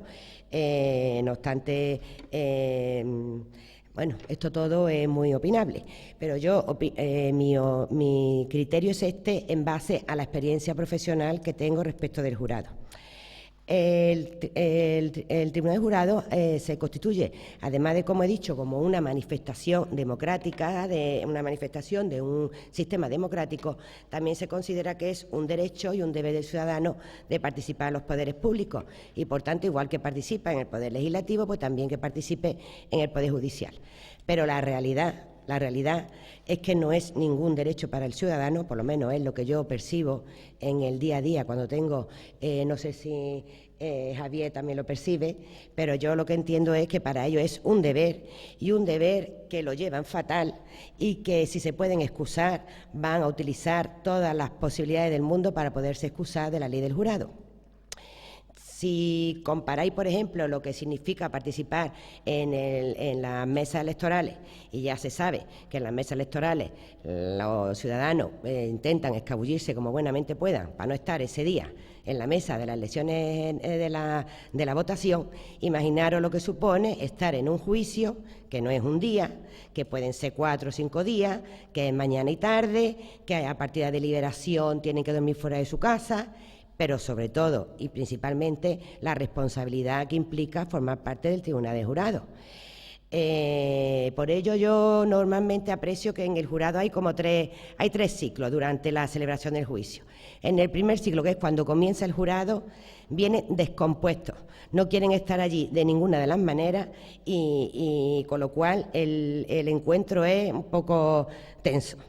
Después, a medida que se va desarrollando el juicio, como ya en realidad ya van tomando parte activa, se van enterando, entonces yo les veo que normalmente están a gusto, ya empiezan a gustarle el tema de formar parte del jurado, ven que aquello puede ser interesante, algo novedoso, y yo veo que sí, que en esa fase están contentos. Se le pregunta, ¿entienden? ¿Necesitan algo? No. ¿Tienen alguna pregunta? No. ¿Están entendiendo todo? Sí. La verdad es que nunca preguntan. Yo no me lo explico, pero nunca pregunta. Por lo menos en mi experiencia personal, nunca pregunta. Bueno, pues en esa fase está muy bien, con lo cual ya tú también te subes arriba, porque ya has pasado la primera fase, ya tú estás, oye, pues mira, esto va a funcionar, no sé cuándo, no sé qué, pero que llega a la tercera fase, que es la de deliberación, y por regla general viene otra vez el desastre padre. Como ahora seguidamente os comentaré, puesto que yo voy a hablar concretamente, como del jurado se podría hablar y no termina, voy a hablar concretamente de los 3 puntos que entiendo yo que son más complicados en lo que implica el enjuiciamiento a través del Tribunal de Jurado, pero desde el punto de vista práctico. Entonces, el primer problema es la constitución del jurado. Ya he adelantado un poco que no quieren ser parte del jurado, que se inventan todo tipo de excusas, y la verdad es que llega el momento del día de la constitución del jurado y no sabe quiénes se van a presentar y por tanto si va a poder constituir el jurado. Pues claro, la ley del Tribunal del Jurado dice que solamente se podrá constituir el jurado cuando han concurrido 20 miembros del jurado. Y así como al principio sería porque era novedoso, la gente solía asistir a la citación, últimamente nosotros estamos detectando que hay jurados que no vienen, que no aparecen. Concretamente, un compañero mío, en el último jurado que tuvo, no llegaba a los 20 miembros el día del juicio, porque no habían aparecido. Habían sido citados, pero no habían aparecido. Con lo cual eso implica, por un lado, que ya están señalados el juicio, que ya están hechas todas las citaciones, a veces con el problema de que el acusado o los acusados pueden estar presos, con lo cual no es ninguna tontería tener que suspender el juicio. Y entre otras cosas, porque a lo mejor incluso hay que hacer un nuevo sorteo de jurado, o sea que es un problema. Por ello, respecto a este tema, yo lo que creo que será lo más conveniente es, por un lado, intentar constituir el jurado antes del día de la celebración del juicio, con una antelación de 10 días para por lo menos tener la tranquilidad que cuando comience el juicio va a estar constituido el jurado. También entramos en la picaresca de ser muy restrictivos respecto a la admisión de las excusas, porque como sabéis, después la acusación y las defensas tienen derecho a recusar a 4 cada parte, sin ningún motivo. Y entonces, claro, si tú no tienes constituido el jurado con personas con miembros suficientes, pues resulta que te puede arriesgar a que no se pueda constituir el jurado, y entonces normalmente lo que hacemos es hablar con las partes, por ejemplo, como es que puede ser muy amplia la posibilidad de ser miembro del jurado, pues una de las causas es no saber leer y escribir. Entonces, claro, hay muchas personas que se lo saben y dicen que yo no sé leer y escribir. Es muy difícil probar si usted sabe leer o escribir. Entonces, ante el miedo de quedarte sin miembro del jurado, pues a la mejor esa excusa y dice, bueno, pues yo esta no la admito. Con el truquillo de que después habla con las partes y entonces se le interroga, y cuando verdaderamente llega al convencimiento de que no está instruido, de que verdaderamente no sabe lo suficiente o lo que sabe leer es muy poco, pues entonces las partes son los que lo recusan. Pero eso implica ya tener una tensión desde el principio respecto al jurado. El segundo problema que yo veo respecto al Tribunal de Jurado es el tema relativo al objeto del veredicto, porque se ha creado la necesidad de que los ciudadanos participen en el Poder Judicial, lo cual me parece que es un derecho y un deber fundamental, pero también se ha dado miedo al Tribunal de Jurado. Yo entiendo que cuando se creó la ley daba miedo de lo que implicaba el jurado, porque si no, yo no entiendo que nosotros, los jueces, tengamos que hacer el objeto del veredicto. El objeto del veredicto implica el que el juez, una vez que ya se ha celebrado el juicio, una vez que ya las partes han hecho su informe de conclusiones y antes de que comience el jurado a deliberar, el juez tiene que llevar a cabo el objeto del veredicto, que supone el realizar un escrito en el que tienes que poner de manifiesto cada uno de los hechos en que se ha basado la acusación y cada uno de los hechos en que se ha basado la defensa. Bueno, aparte de que después también se les pregunte sobre la culpabilidad, no culpabilidad, pero vamos, básicamente a los jueces lo que nos crea más problemas es la confesión del objeto del veredicto. Entre otras cosas porque no es la forma común, corriente en que nosotros trabajamos. Nosotros normalmente pues no llevamos a cabo esa separación, hecho probado, calificación jurídica, pruebas practicadas, indicios. A la hora que tú estás celebrando el juicio y ya tú estás, tu mecanismo de raciocinio es un poco la mezcla de los indicios, las pruebas para llegar a los hechos probados, pero no esa separación radical. Y sobre todo lo que yo, y un poco al hilo de lo relativo a la instrucción del fiscal, yo lo que tampoco me queda muy claro es por qué lo tiene que hacer el juez. Vamos a ver, si quien va a decidir, quien va a resolver es el jurado, no sé por qué el juez tiene que intervenir en algo tan importante como es la determinación de los hechos sobre los que debe juzgar el jurado. Yo creo que, bueno, esto es un sistema que se ha hecho en España, como ya digo, un poco por miedo y es facilitarle el tema al jurado. Me parece muy bien que se le facilite el tema al jurado, aunque sea a base de complicarnos nosotros. Pero mi pregunta es, ¿por qué no lo hacen las partes? ¿Por qué no son las partes, el fiscal y la defensa, los que establecen cuáles son los hechos en los que ellos consideran que se debe de votar el objeto del veredicto y después estar el juez en su función, que en el caso de Tribunal de Jurado es solo de dirección, pues será el que, caso que haya discrepancia entre las partes respecto a si un hecho debe estar incluido o no está incluido, que sea el juez quien lo decida como persona imparcial respecto a la acusación y la defensa. No, la ley dice que lo hace el juez, que después llama a las partes y que entonces las partes dicen si hay que hacer alguna inclusión o alguna exclusión. Yo vería, la verdad, mucho más fácil que fueran las partes quien lo hiciera y que finalmente el juez decidiera. Entre otras cosas porque hay un problema, no sé, me imagino que Javier me dará la razón. En el jurado tenemos un problema importante y es que tiene el miedo a que pueda influir al jurado. Entonces anda un poco con pies de plomo, no en ningún momento tú tienes un relajamiento en cuanto a tu manera de actuar, porque es verdad que en cuanto a la dirección del juicio, pues bueno, igual que cualquier otro juicio, pero respecto a las instrucciones que marca la ley, respecto a las posibilidades que le da la ley al presidente, andamos un poco con pies de plomo, porque nos da miedo que suponga una influencia hacia el jurado, con lo cual la verdad es que no se pasa bien, en la ley del jurado no se pasa bien. Otro problema que tiene respecto al objeto del veredicto, yo creo que sería, pero claro, necesario porque en el tribunal, en el enjuiciamiento del jurado es sumamente importante la intervención del fiscal y de los letrados.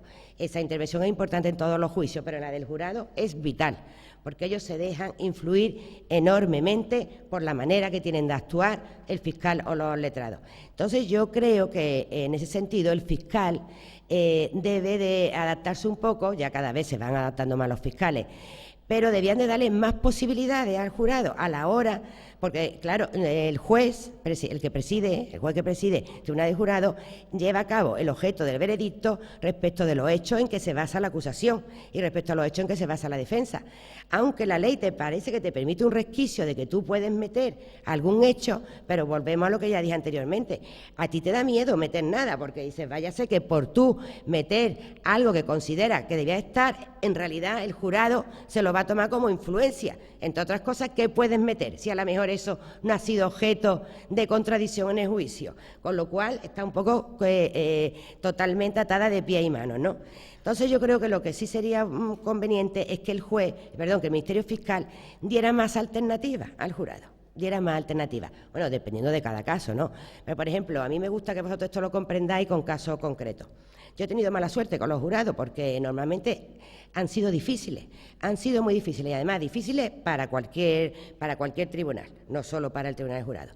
Concretamente os puedo contar uno que consistía en que eran 4, voy a contarlo rápido pero para que veáis la dificultad, 4 o 5 rumanos estaban de ocupa en una vivienda, pues empezaron a beber, estaban súper bebidos y llegó un momento que uno de ellos agredió levemente a otro. Vamos, levemente que no le hizo nada, que eso después fue constitutivo de una falta, la lesión fue mínima.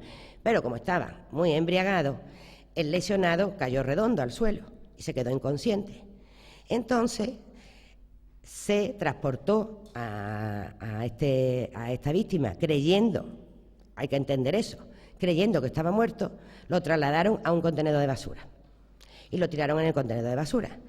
Entonces llegó el camión de la basura, cogió la basura, incluido la pobre persona, y se lo llevó a la trituración. Total, en resumidas cuentas, que según después en el túnel cuando baja la basura, fue cuando se dieron cuenta que allí había un cuerpo. Como consecuencia de eso pararon el tema, pudieron capturar el cuerpo y el médico forense le pudo hacer la autopsia. Bueno, pues el médico forense era radical y contundente en que la causa de la muerte de este señor había sido el aplastamiento una vez que lo recogió el camión de la basura. Este señor estaba vivo en el contenedor. Ya digo que es un asunto que es difícil para cualquiera porque es muy complicado. Los rumanos no declararon y solamente declararon a la defensa que no sabían nada, que ninguno había sido, que no tenían nada que ver. Entonces allí no había pruebas, la verdad que prueba no había. Entonces el Ministerio Fiscal, asesinato. La defensa, absolución. Entonces, yo me acuerdo que en un momento determinado le dije al fiscal, yo creo, asesinato, es que no hay prueba del asesinato, pero además que yo creo que debería de darle al jurado otra opción, pues por ejemplo, no sé yo, un homicidio por imprudencia, porque no tomaron la diligencia debida antes de meterlo en el contenedor para comprobar si estaba vivo, no sé, algo, porque yo veía que aquello era desastroso. ¿Cómo efectivamente fue desastroso? Bueno, y además desastroso, porque esto une con el tercer momento complicado del jurado, que es el acta, que en un momento dado el jurado decía, es que con esta pinta hay que condenarlo, Yo, por Dios, no me digan ustedes eso. Ustedes por la pinta no lo pueden condenar. De verdad que no. Ustedes tienen que justificarlo. Tienen que ver qué es lo que se ha aprobado. Bueno, aquello fue terrible. Aquello fue realmente terrible. Porque ellos decían que los condenaban RQTR y además, encima, en más de una ocasión hablaban de la pinta. Con lo cual, yo es que lo veo súper peligroso, de verdad. Lo veo súper peligroso. Y bueno, como siempre ocurre, vino ella por fin, se van a deliberar, terminan el acta, vienen con el acta, los condenan a los 4 o a los 5, no me acuerdo cuándo era, y bueno, entonces claro, bueno, pero ¿en base a qué lo han condenado? Es que, mire, aunque sea, es que ese es otro problema del tribunal de jurado, como te dice, que lo tiene que motivar, aunque cuáles son los elementos de convicción a los que el jurado tiene que, en virtud de los cuales el jurado ha votado de una manera o de otra. Y, por otro lado, ya estoy acostumbrada en que, si no anulan la sentencia, como se considere que no está suficientemente motivada, que eso nos pasó en los primeros jurados, que no teníamos experiencia y la verdad creíamos que esa motivación no tenía que ser tampoco que tenía que ser básica, y después resultó que por ese motivo ha habido más de una anulación de sentencia, para tu agobio es insistir en que eso quede bien motivado, en que quede bien motivado. Bueno, no había manera de que los pobres lo motivaran, no había manera. Y después tenemos otro problema, que como además la ley también contempla que en caso de que tengas que devolver el acta 2 veces, ya a la siguiente se elimina el jurado, pues que yo no sé si yo soy capaz de vosotros explicaros, pero el agobio es tremendo. O sea, es un tema que de verdad que cuando sabes que va a tener un jurado te pones mala. Te pones mala porque nunca sabes cómo va a terminar y es siempre sorpresivo. Efectivamente, se le tuvo, como os digo, os devolví el acta con el miedo a decir, madre mía, como no vuelvan, otra vez lo devuelvo y esto que hemos hecho, que después está 5 días allí, esto no va a servir para nada. Y la verdad que esta vez lo que hicieron es que como no había manera, porque yo no encontraba de ninguna manera ninguna prueba, pues lo que hicieron fue, lógicamente, absolverle y solamente se le condenó al que quedó acreditado que era el autor de la falta, que vamos, que era una falta, nada más que se condenó por la falta. Pero todo esto lo digo porque ahora a lo mejor no soy capaz de exteriorizarlo cómo se vive el tema, pero el tema es muy fuerte, es muy desagradable y en fin, yo creo que esto debería de modificarse y hacerse de alguna otra manera distinta, porque lo que está claro es que normalmente las personas que van allí son personas, bueno, yo últimamente en su mayoría son amas de casa, que vamos, que con todos los respetos, pues claro, es natural, una ama de casa nunca se ha visto en este follón, y entonces yo veo que para ellos es muy complicado el poder resolver el tema.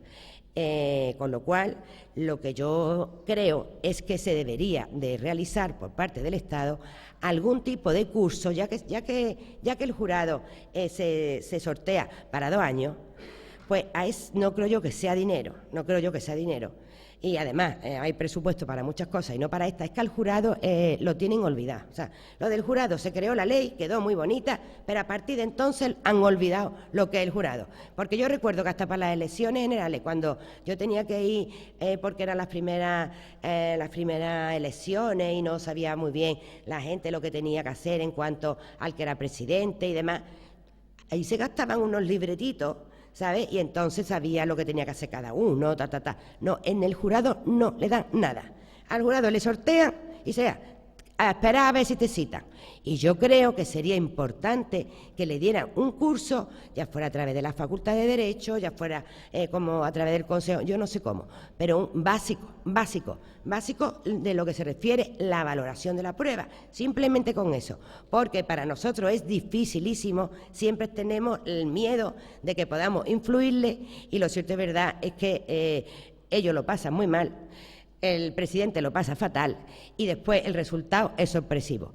Y para terminar, por ejemplo, os voy a contar el último jurado que tuve hace nada de tiempo, en el que resultaba que era, presuntamente, eran 2 hermanos que habían asesinado a un matrimonio, a él lo habían asesinado y ella, que estaba parapléjica y en la cama, le habían agredido.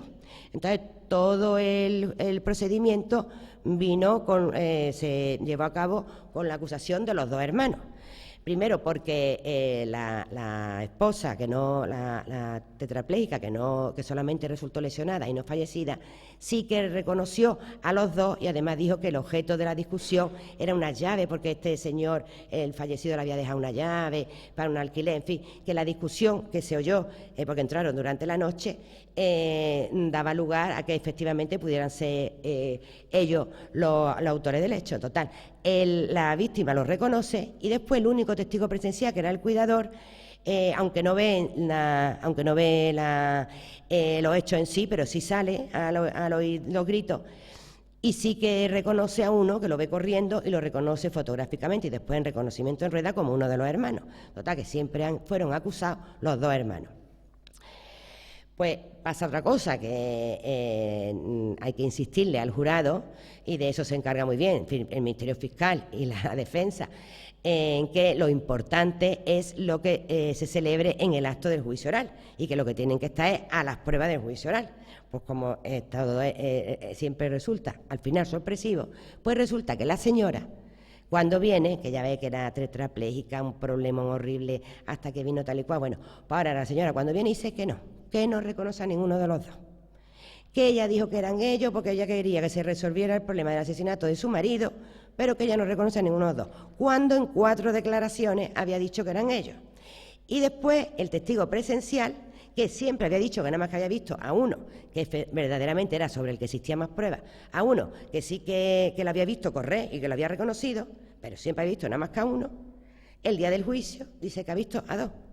Entonces se le pone de pie el otro acusado. Bueno, este señor dice no, pero este señor no es, porque era más alto. Con lo cual llega el momento de la deliberación y del veredicto.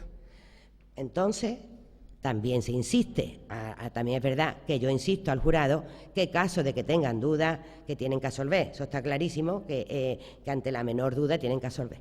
Pero es que llega la sorpresa de que resulta que me entregan el acta del veredicto. Esto es real, esto es real. Me entregan el acta del veredicto y si vosotros sabréis que para que un hecho desfavorable se pueda considerar aprobado es necesario 7 votos y 5 si es favorable. Es decir, que para poder considerar que en este caso el acusado había agredido a la señora, tenía que haber 7 votos. Bueno, pues hay 5. Vale, pues muy bien, pues no se ha llegado al acuerdo. Pero es que en la redacción del acta me ponen que este señor ha agredido a la señora. Vamos a ver. Mire usted, claro, ahora llamo otra vez, ya empezamos a devolver el acta y a comparecer las partes. Mire ustedes no pueden hacer esto. Si resulta que solamente son 5 los votos que ustedes dicen que han llegado, entonces no pueden considerar aprobado este hecho. Aquí cabe 2 opciones. O votan 7 o si no, no pueden fundamentar. Pero claro, todo esto es con muchísimo cuidado porque vaya a ser que puedan pensar que es que tú quieres que voten o que no voten. Total, que nada, se van otra vez para allá y no había manera de que llegaran a los 7 votos. Total. Finalmente, ¿qué hacen? Pues que lo absuelven. Entonces se llega al ridículo, aquí entre nosotros, no es normal que si se condena a este señor por haber asesinado al marido, sin embargo, resulta que respecto a la agresión a la señora, pues quedan absueltos, porque consideran que no hay pruebas. Como ellos se basaron en el juicio oral, y en el juicio oral hubo ese tipo de pruebas sorpresivas, pues ya ellos no había manera. Quiere decir que en este caso a lo mejor un tribunal profesional pues a lo mejor hubiera tenido en cuenta las declaraciones anteriores, porque si estaban unidas a las actuaciones, los indicios, pero es que es muy complicado para unas personas que en su vida se han visto en este asunto, y son asuntos muy difíciles, porque normalmente son asesinatos. Es que todo el listo que pone la ley del Tribunal de Jurados, en la realidad, principalmente son asesinatos. Y claro, es muy fuerte y es muy grave el delito como para que lo puedan ver personas que en su vida han entrado en un juicio. Por eso yo todo esto lo digo, porque me encantaría que de alguna manera al jurado se le pudiera instruir previamente, ya que se sabe quiénes van a formar parte, de unas nociones básicas para que no llegaran al juicio como llegan, que la verdad resulta sorpresivo y desde luego yo por lo menos no le veo la funcionalidad.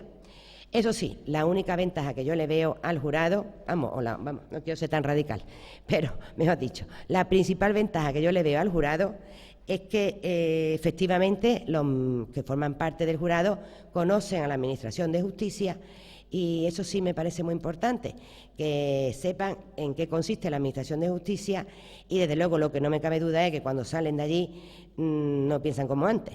Podrán pensar mejor o peor, pero desde luego sí conocen la Administración de Justicia, y como estamos acostumbrados a que en principio todo el mundo habla de la Administración de Justicia y todo el mundo es jurista, me parece muy importante que efectivamente pasen por un juicio y comprendan que que esto es un trabajo como otro cualquiera, pero que tiene su complicación. Muchas gracias.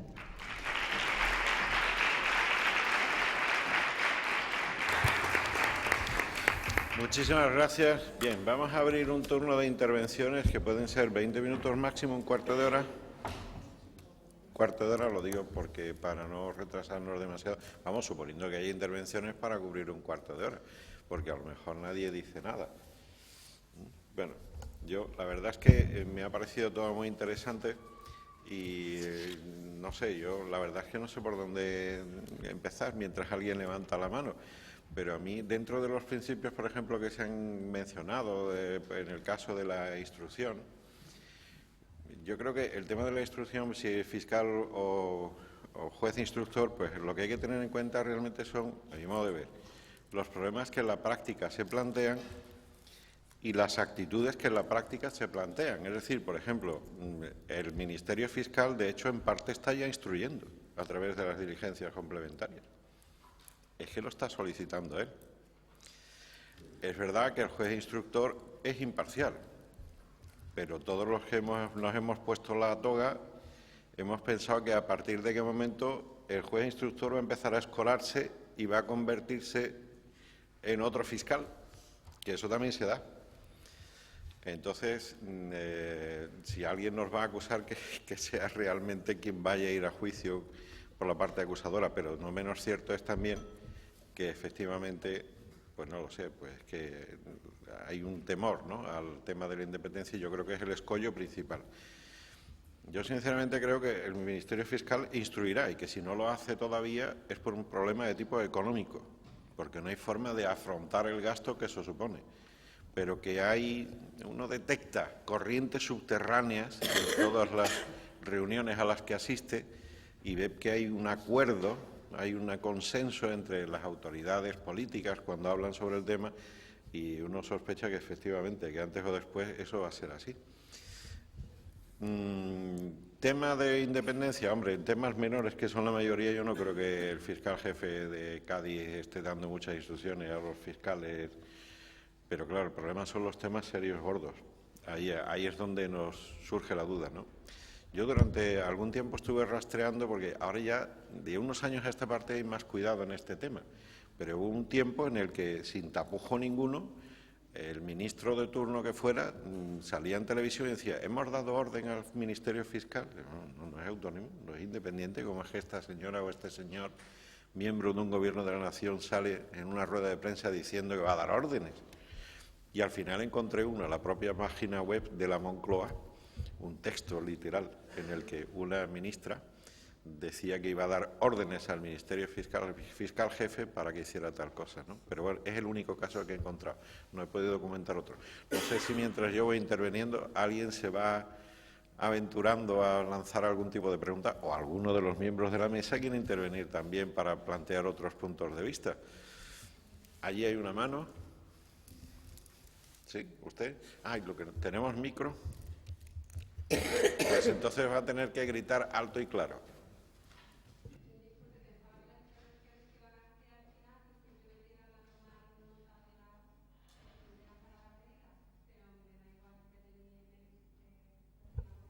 La escuchamos con total atención.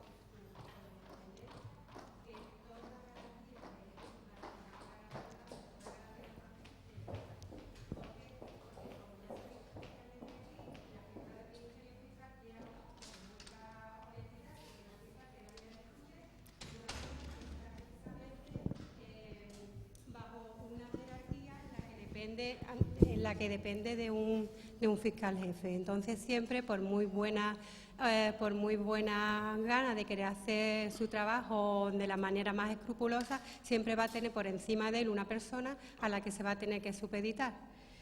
Entonces, también quería hacer una intervención en relación a lo que ha comentado la señora doña Lourdes Martín Fernández, la magistrada de la sección octava de la Audiencia Provincial de Cádiz, en relación al jurado.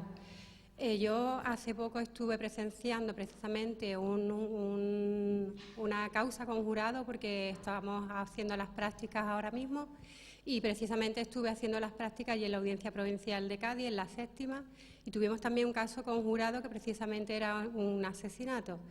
Entonces yo también al principio pues tenía mis dudas, ¿no?, de que precisamente personas que no eran doctas en la materia pudieran resolver una cuestión tan difícil que estaba el tema bastante controvertido al principio. Pero mi causa de sorpresa fue que gracias a la destreza del Ministerio Fiscal en este caso, pues hizo que precisamente el jurado, que eran personas que se les exigía no tener ninguna instrucción para que no se viesen de alguna manera ya contaminados y con una predisposición a fallar de alguna forma porque tenían conocimiento de cómo deberían valorarse las pruebas, lo que se pedía precisamente era eso, que no fueran personas instruidas en la materia, que precisamente podrían ser recusadas por este hecho. Entonces, mi sorpresa fue que precisamente la señora magistrada tuvo una escrupulosidad, vamos, encomiable en las garantías de la manera que se realizó el proceso. El Ministerio Fiscal nos sorprendió con la destreza en que pudo llevar o encauzar, no influenciando, pero sí poniendo en el camino correcto a lo que tenían que valorar y no los miembros del jurado, y coincidieron completamente con todo lo que las personas que habíamos estado dentro de la sala, tanto luego comentamos personas ya abogados en este caso, ya con experiencia, y otros, nosotros, por ejemplo, estudiantes y otros fiscales de otras áreas que estuvieron allí precisamente, porque no es un tema que se vea mucho allí en Algeciras, gracias a Dios, lo que es el Tribunal del Jurado, pues coincidimos plenamente, y cuando ya se deliberó y dieron el veredicto, pues coincidieron pero de pleno, personas que no tenían ninguna instrucción, y es precisamente por la forma en que se llevó a cabo todo el procedimiento. La verdad es que pienso que lo que es la figura del jurado da de alguna forma garantía a lo que es la justicia, porque si estamos en un Estado de Derecho en el que los ciudadanos tenemos que inmiscuirnos en todos los temas, yo pienso que es una acción de responsabilidad por nuestra parte también participar en lo que es la justicia, en el sistema judicial, que al fin y al cabo todos pagamos y a todos nos ampara. Pienso que el juez en este caso y concretamente en la situación que estamos viviendo ahora mismo en España, puede ser que son de los pocos héroes, por decirlo de alguna manera, en los casos que se están viendo, porque estamos viendo que precisamente son con algunas plataformas y algunos movimientos ciudadanos los que realmente están defendiendo lo que es el Estado de Derecho. Entonces, me parece muy importante la independencia judicial. Muchas gracias. Muchísimas gracias. Pues muy brevemente, vamos a ver, yo soy partidario de la instrucción fiscal, pero básicamente porque es la que mejor se adapta al tipo de delincuencia que existe ya y que se avecina. Si al hilo de lo que comentaba el profesor Roca, por ejemplo, si nosotros hablamos de juzgados de instrucción, básicamente, salvo los juzgados centrales de instrucción, la única especialización en materia penal que existe es la de violencia de género. Entonces, hay que ponerse en la piel de un juez de instrucción que tiene un montón de trabajo acumulado de primera instancia, que muchas veces es más complicado que la instrucción a lo mejor, y que además tiene que instruir causas complejas. Yo creo, sinceramente, que la Fiscalía, si tiene los recursos y los medios adecuados y se hacen las reformas legales adecuadas, está en mejor disposición de afrontar la investigación de este tipo de delincuencia. Investigación no es más que el acopio de elementos probatorios, es decir, la investigación recae sobre los hechos. La valoración jurídica y las garantías de contradicción siempre van a venir del lado del juez de instrucción, del juez de garantías, por así decirlo, que va a controlar lo que ha investigado el Ministerio Fiscal. Eso está salvaguardado.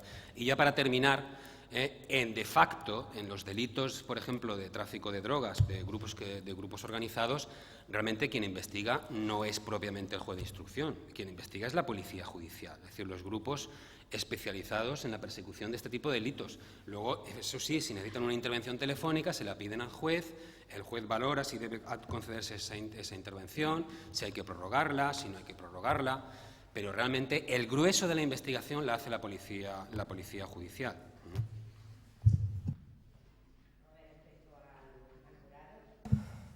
Respecto al jurado, a mí me parece muy bien que exista el jurado como una forma de participación ciudadana en el Poder Judicial, y ya digo que además me parece muy importante para que efectivamente conozcan desde dentro lo que es la Administración Judicial.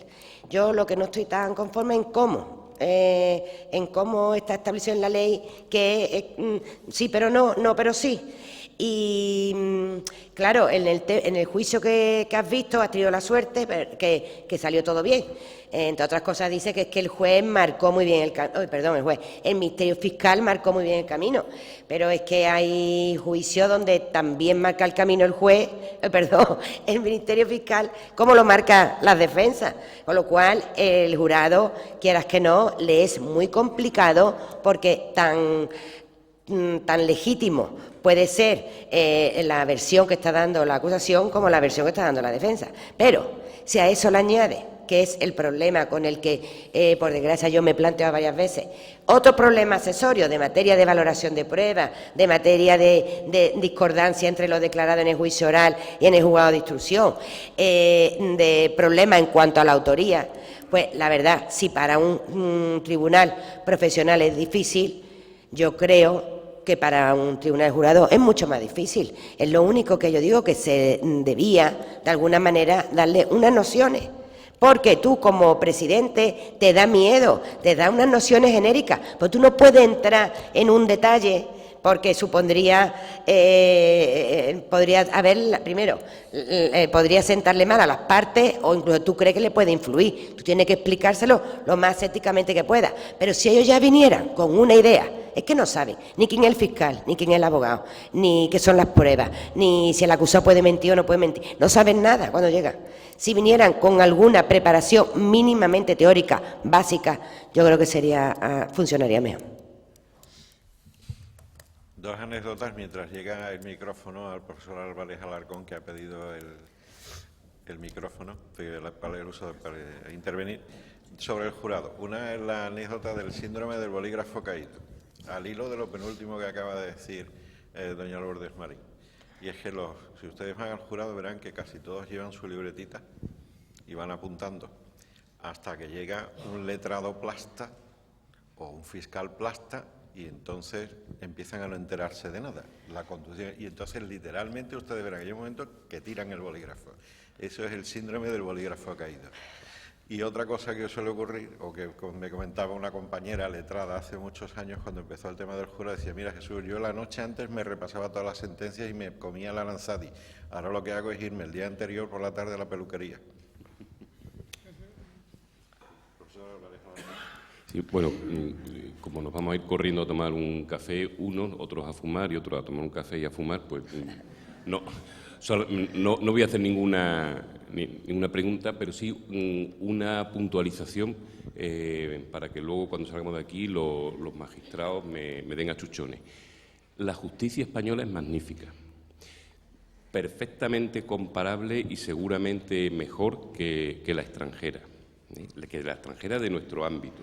Es decir, que cuando se ha mencionado aquí a Alemania y se ha mencionado aquí a Italia, y podemos hablar también de Francia, etcétera, la justicia española es muy buena, es muy buena. Esto lo digo yo, pero hace poco lo estuvo diciendo también, claro, me van a decir, es juez, claro, el presidente de la audiencia provincial y parte, claro. Lo estuvo exponiendo aquí cómo los tribunales en Francia, por ejemplo, hay más jueces proporcionalmente que en España y, sin embargo, la justicia española es más rápida. Esto indica los magníficos jueces que tenemos. Bueno, alguno malévolo dirá, es que hacen sentencias como churros, ¿no? No, hacen sentencias buenas y la justicia española funciona muy bien. El fiscal, por tanto, si funciona bien, lo que tenemos que hacer es procurar mejorarla, pero no empeorarla. el fiscal, es que el fiscal alemán y el fiscal italiano y el fiscal norteamericano son distintos que el español. Para empezar, por ejemplo, el fiscal italiano está en el Consejo General del Poder Judicial, es independiente, no como el español. Por tanto, estas son consideraciones que hay que hacer. Yo no voy a entrar en más porque el cuerpo me lo pide, pero no lo voy a hacer porque están los monos del café y los monos del tabaco pendientes y no vamos a ir.